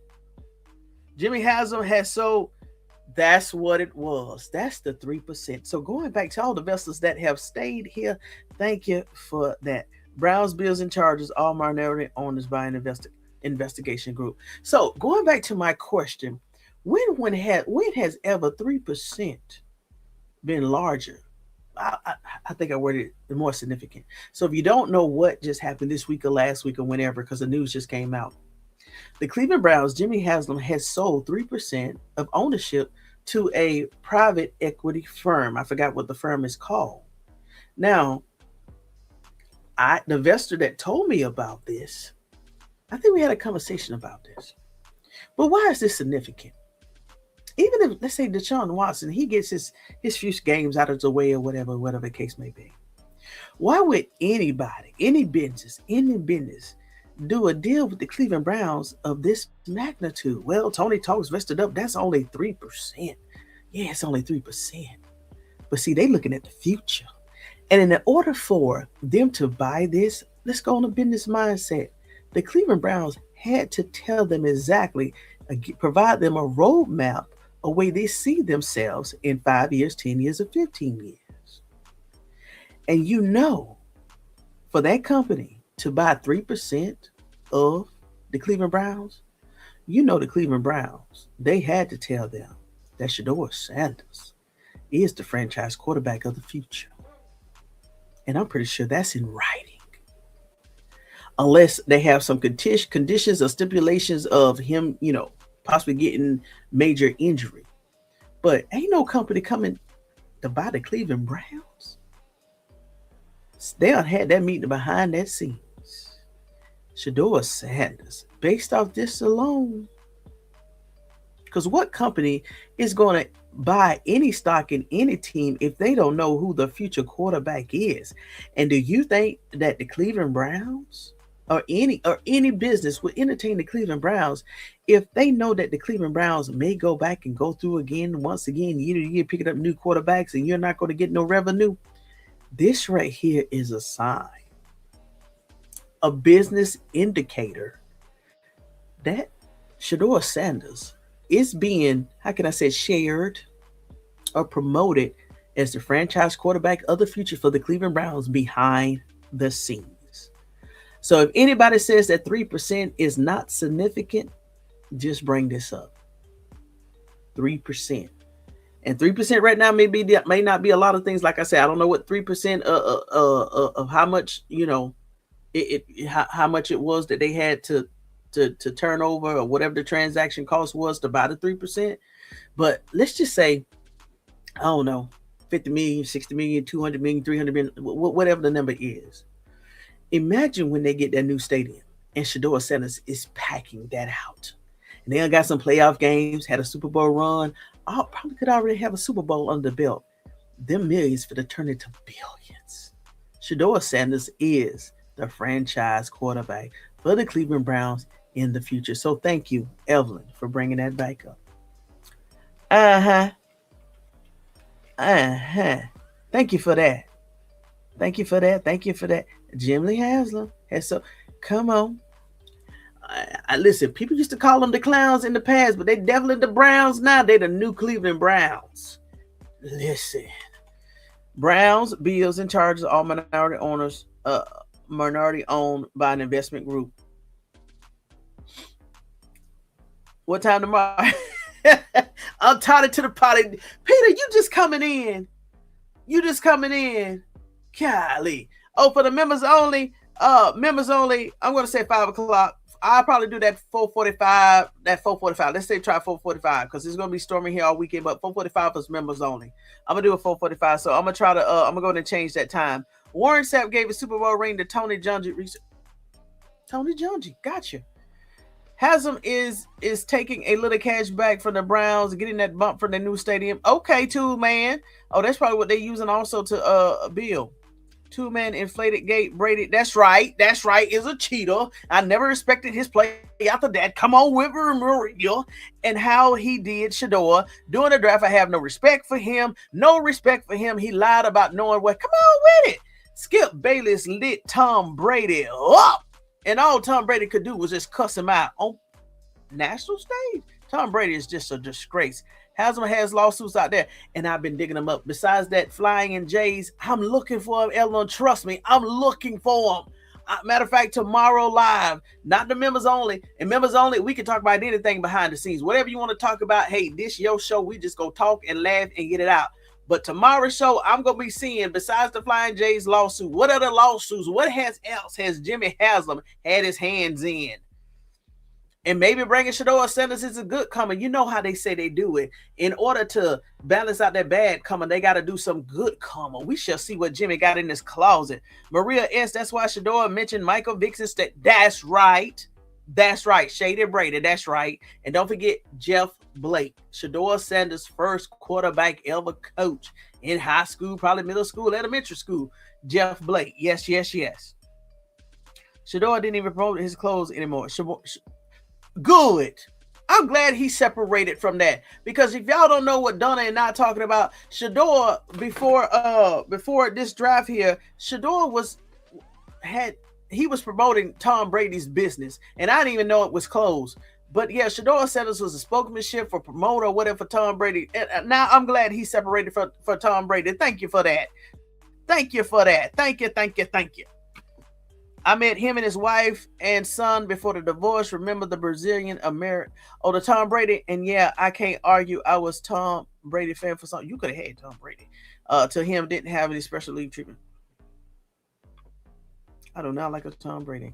I think Brady feelings probably was hurt when Shedeur ditched Brady great and started investing in his own brand. Let him be hurt. Let him be hurt. And I already did that video. It was Tom Brady that reached out to Shedeur Sanders and DeShaun Sanders on Club Shay Shay. I did that video. I thought when I saw that Tom Brady was quote unquote Shedeur Sanders' coach, I thought maybe DeShaun Sanders reached out to Tom Brady. Hey, can you help my son, with some quarterbacks? No, it was the other way around. They said that Tom Brady reached out to them and basically said, "Hey, can I assist Shedeur Sanders with his quarterback technique?" If you don't believe me, this video 2 minutes. Let me go here. I'm gonna pull it up right here, y'all. Tom Brady is the one that reached out for that. I thought it was the other way around. Come on to the stage, DeShaun Sanders and Club Shay Shay. Hold one. Coach Prime, Coach Club Shay Shay, Tom Brady. Here you go, 2 minutes. 2 minutes and 19 seconds. Here you go. DeShaun Sanders about to tell it all. Hold one. Here we go. He wants to be playing at the level that you and I. Shedeur has from the very beginning, the thing that you told me, he says he has one mission. He wants to be playing at the level that you and I played at. Yes. And whatever I tell him, it's like he's like a sponge. Mm-hmm. You say he was out there with Brady, and he was just absorbing everything Brady said. Everything. And he looks up to Brady. He endorses Brady's brand. Right. And Tom keeps in touch with him and keep him on point and make sure he's who he is. But his work ethic is like ours. Right. And he's an old soul, man. His nickname is Grown because he's been there. We've been calling him Grown ever since he was a shorty. What does it mean to coach your son? To coach both of them is, I love it because I get the father and coach. Now you got to understand, when we cross that line, I'm coach. Right. I'm not your dad. I'm coach. So when they on the sideline, they refer to you as dad or coach. They better not refer to me as dad. Yeah, I don't play that. I'm coach. You coach. Yeah. And they don't cross that line. Right. So how old were your sons when you started coaching them? 5 and 7. And we lied about Shedeur's age so he could play with his brother. But Shedeur has always been, he's never played any other position other than quarterback. Yeah, he's always been a quarterback. He played a little strong safety, but that was just to learn everything that the defense entailed. Right. Hold on, I just got to stop that because I put in this video out before. For everybody, when they in Cleveland doing Shedeur Sanders' first year, when they said that Shedeur couldn't read defense, I went straight to this video and played this video on my live. I said, so Cleveland don't know that the first position that Shedeur Sanders ever played was on defense. That's what DeShaun, Coach Prime just said. He put him on defense to understand defense. His Shedeur Sanders' first position on the field was not even quarterback. It was a defensive. So he could be a better. But Shedeur has always been, he's never played any other position other than quarterback. Yeah, he's always been a quarterback. He played a little strong safety, but that was just to learn everything that the defense entailed. Right. So he could be a better quarterback. And Shiloh started out playing quarterback. And, he just got to that point. I said, son, it's over. Quarterback is over. Why are you going to let him do it? It is over. I said, Shiloh, you're going to be a corner. I can teach you how to do this. You're going to get offers from all around the country. Let me teach you. We went in the backyard and we was getting down doing some stuff. I had a couple guys running little routes on him. He told me, guy got off the jam and he missed him clean because he closed his eyes and spread his leg. He said, your stuff don't work. I said, God bless you. I walked right in the house, got in bed. He said, my stuff don't work. I said, no. But you know what? He kept working. Right. We went to a couple camps and he ended up rushing people and choking them and running them out of bounds like Shiloh nasty. Right. He is nasty. Right. Yeah. You know what to do. Hold on 1 second. Hold on.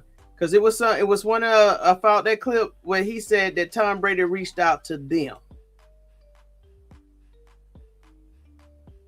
If I don't find it, I go back to one of my old lives.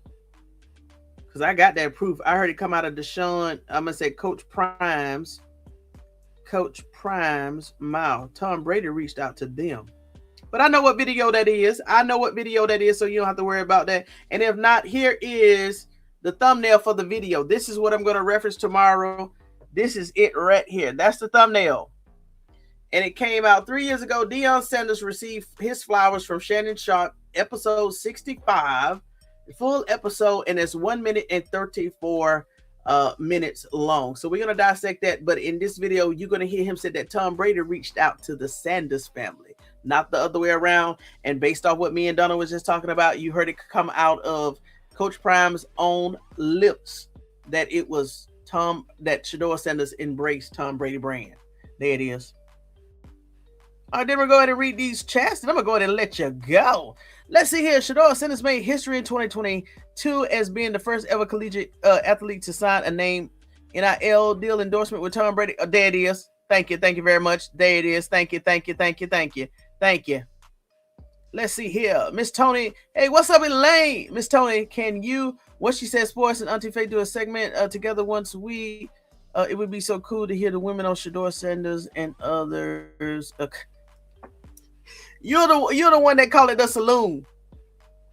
I'm gonna say this. I can't say that. I was invited to go on What She Said Sports, and I see it as an honor to invite it to her channel.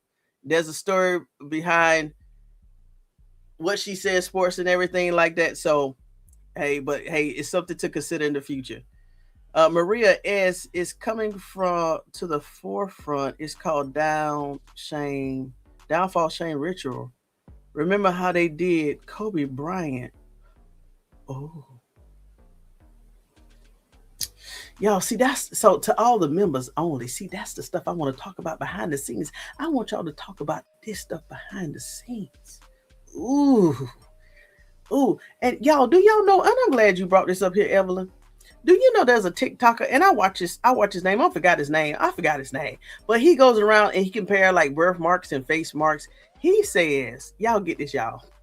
Now, I can say based off the evidence, I don't know if the pictures are doctored so that the birthmarks and the scratches and the moles line. I can't say that. But I will say based off what I've seen, he is saying that Kobe Bryant is still alive as Myles Garrett. He is saying that Kobe Bryant is still alive, or he morphed into Myles Garrett based off the smile, the teeth, the lips, the birthmarks, the moles, the skin. He is saying that Myles Garrett is Kobe Bryant. His son speaks Portuguese because his wife was a...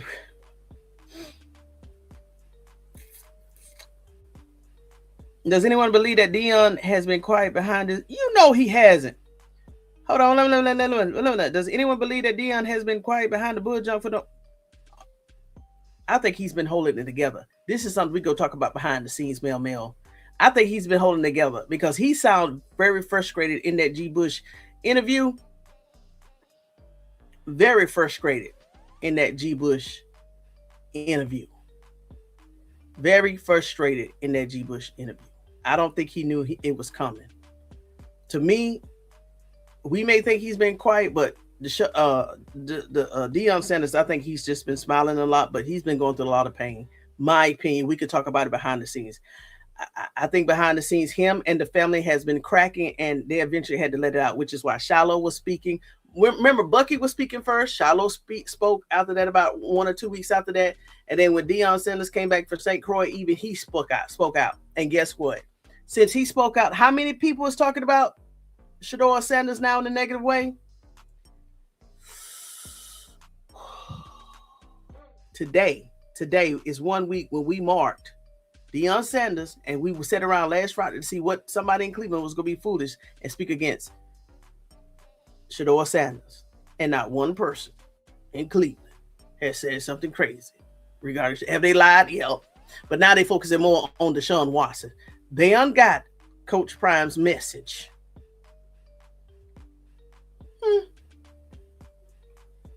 Mel, yes, I believe it because he said he was going to talk to Monken and thank AB and Haslam. Yes. Brady is a strange position of power, being both media and ownership, right? Which a lot of people said that. You remember last year he was sitting there calling the plays or whatever. People was like, "What you doing?" Sanders family knows Brady is not. No. Yes, you did. You did play this video, and come on with it.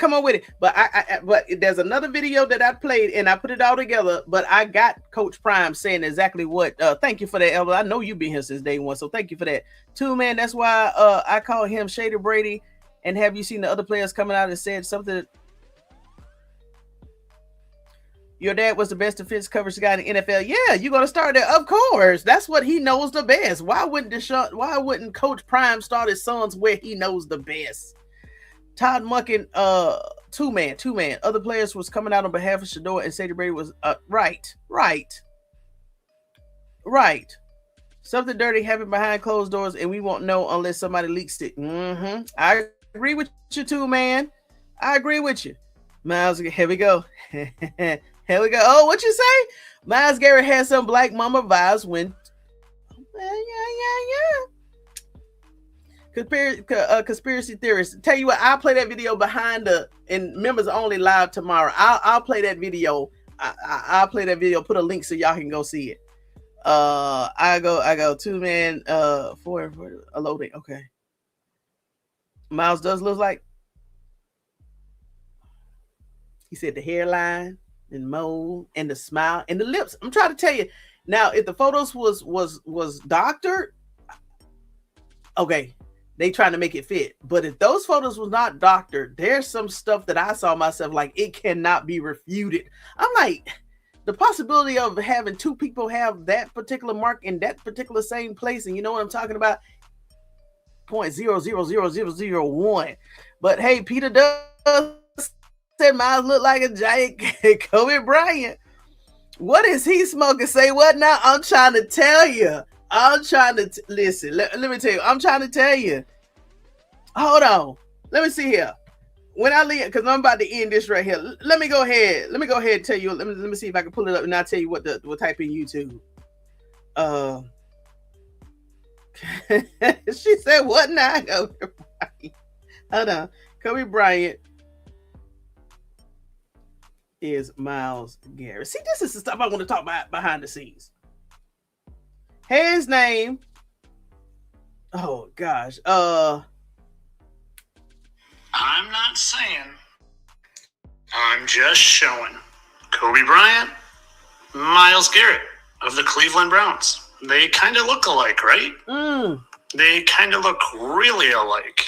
And there's more to it than that. There's some similarities that might just shock you if you continue to watch. And like I said, I'm not saying, I'm just showing. Now, not only do they look similar and have very similar mannerisms, but Myles Garrett just also happens to be really good at basketball. Really good. And move a heck of a lot like a certain somebody else. Do you see it? Because I sure see it. I ain't never saw that before. And not just on the way to the hoop, but the way they finish as well. That's a charity game. Myles Garrett did that? And I'm not sure what this is about, but Myles Garrett dribbling a basketball in an NFL game. And some of you might be saying, but they're built so differently. Kobe's tall and skinny, and Myles is tall and strong. Yeah, because no one has ever gone from zero to hero in a short amount of time.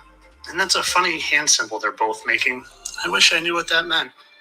And if you're just not convinced yet, that's okay. But maybe this smoking gun birthmark might do it for you. It's a strange spot to have a very similar birthmark on both seemingly different bodies. I don't want no copyright. So let me do this right here. Look, just Google, is Kobe Bryant Myles Garrett after this live here. Now, this is a short, but if you go to TikTok or try to find a longer video, I think it's about a 10-minute video or whatever. And I didn't even know Myles Garrett played basketball like that. God dang. It's Kobe Bryant, Myles Garrett. And I'm going to leave it like that, okay? I'm going to leave it like that. It's Kobe Bryant, Myles Garrett. I see Myles with Michael Parsons saying no one can do the things he's doing. And Garrett corrects, says,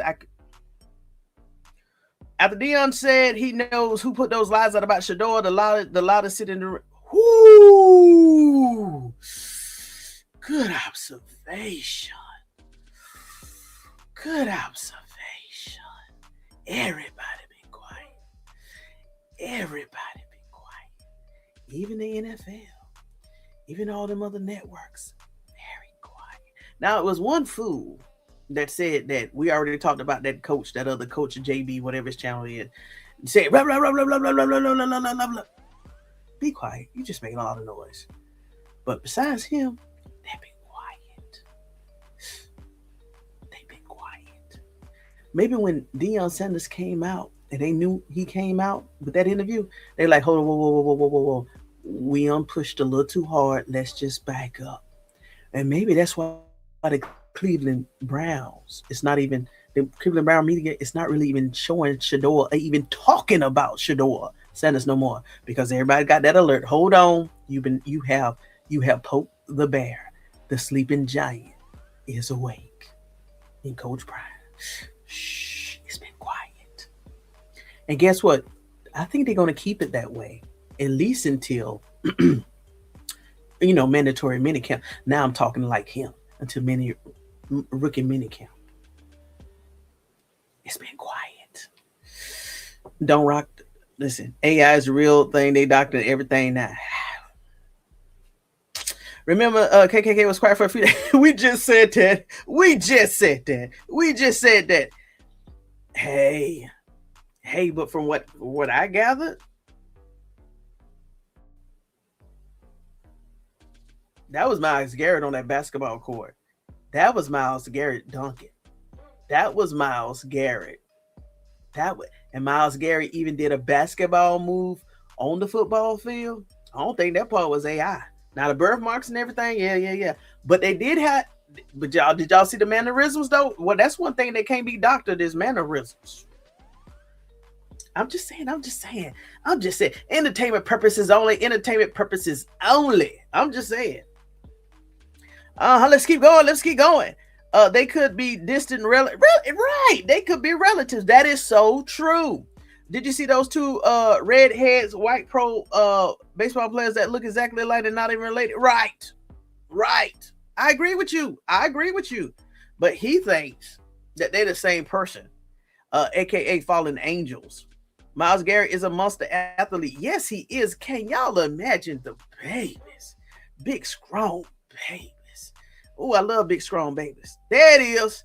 I got through all the chats. Man, Myles Garrett. Big, strong babies. Lord have mercy.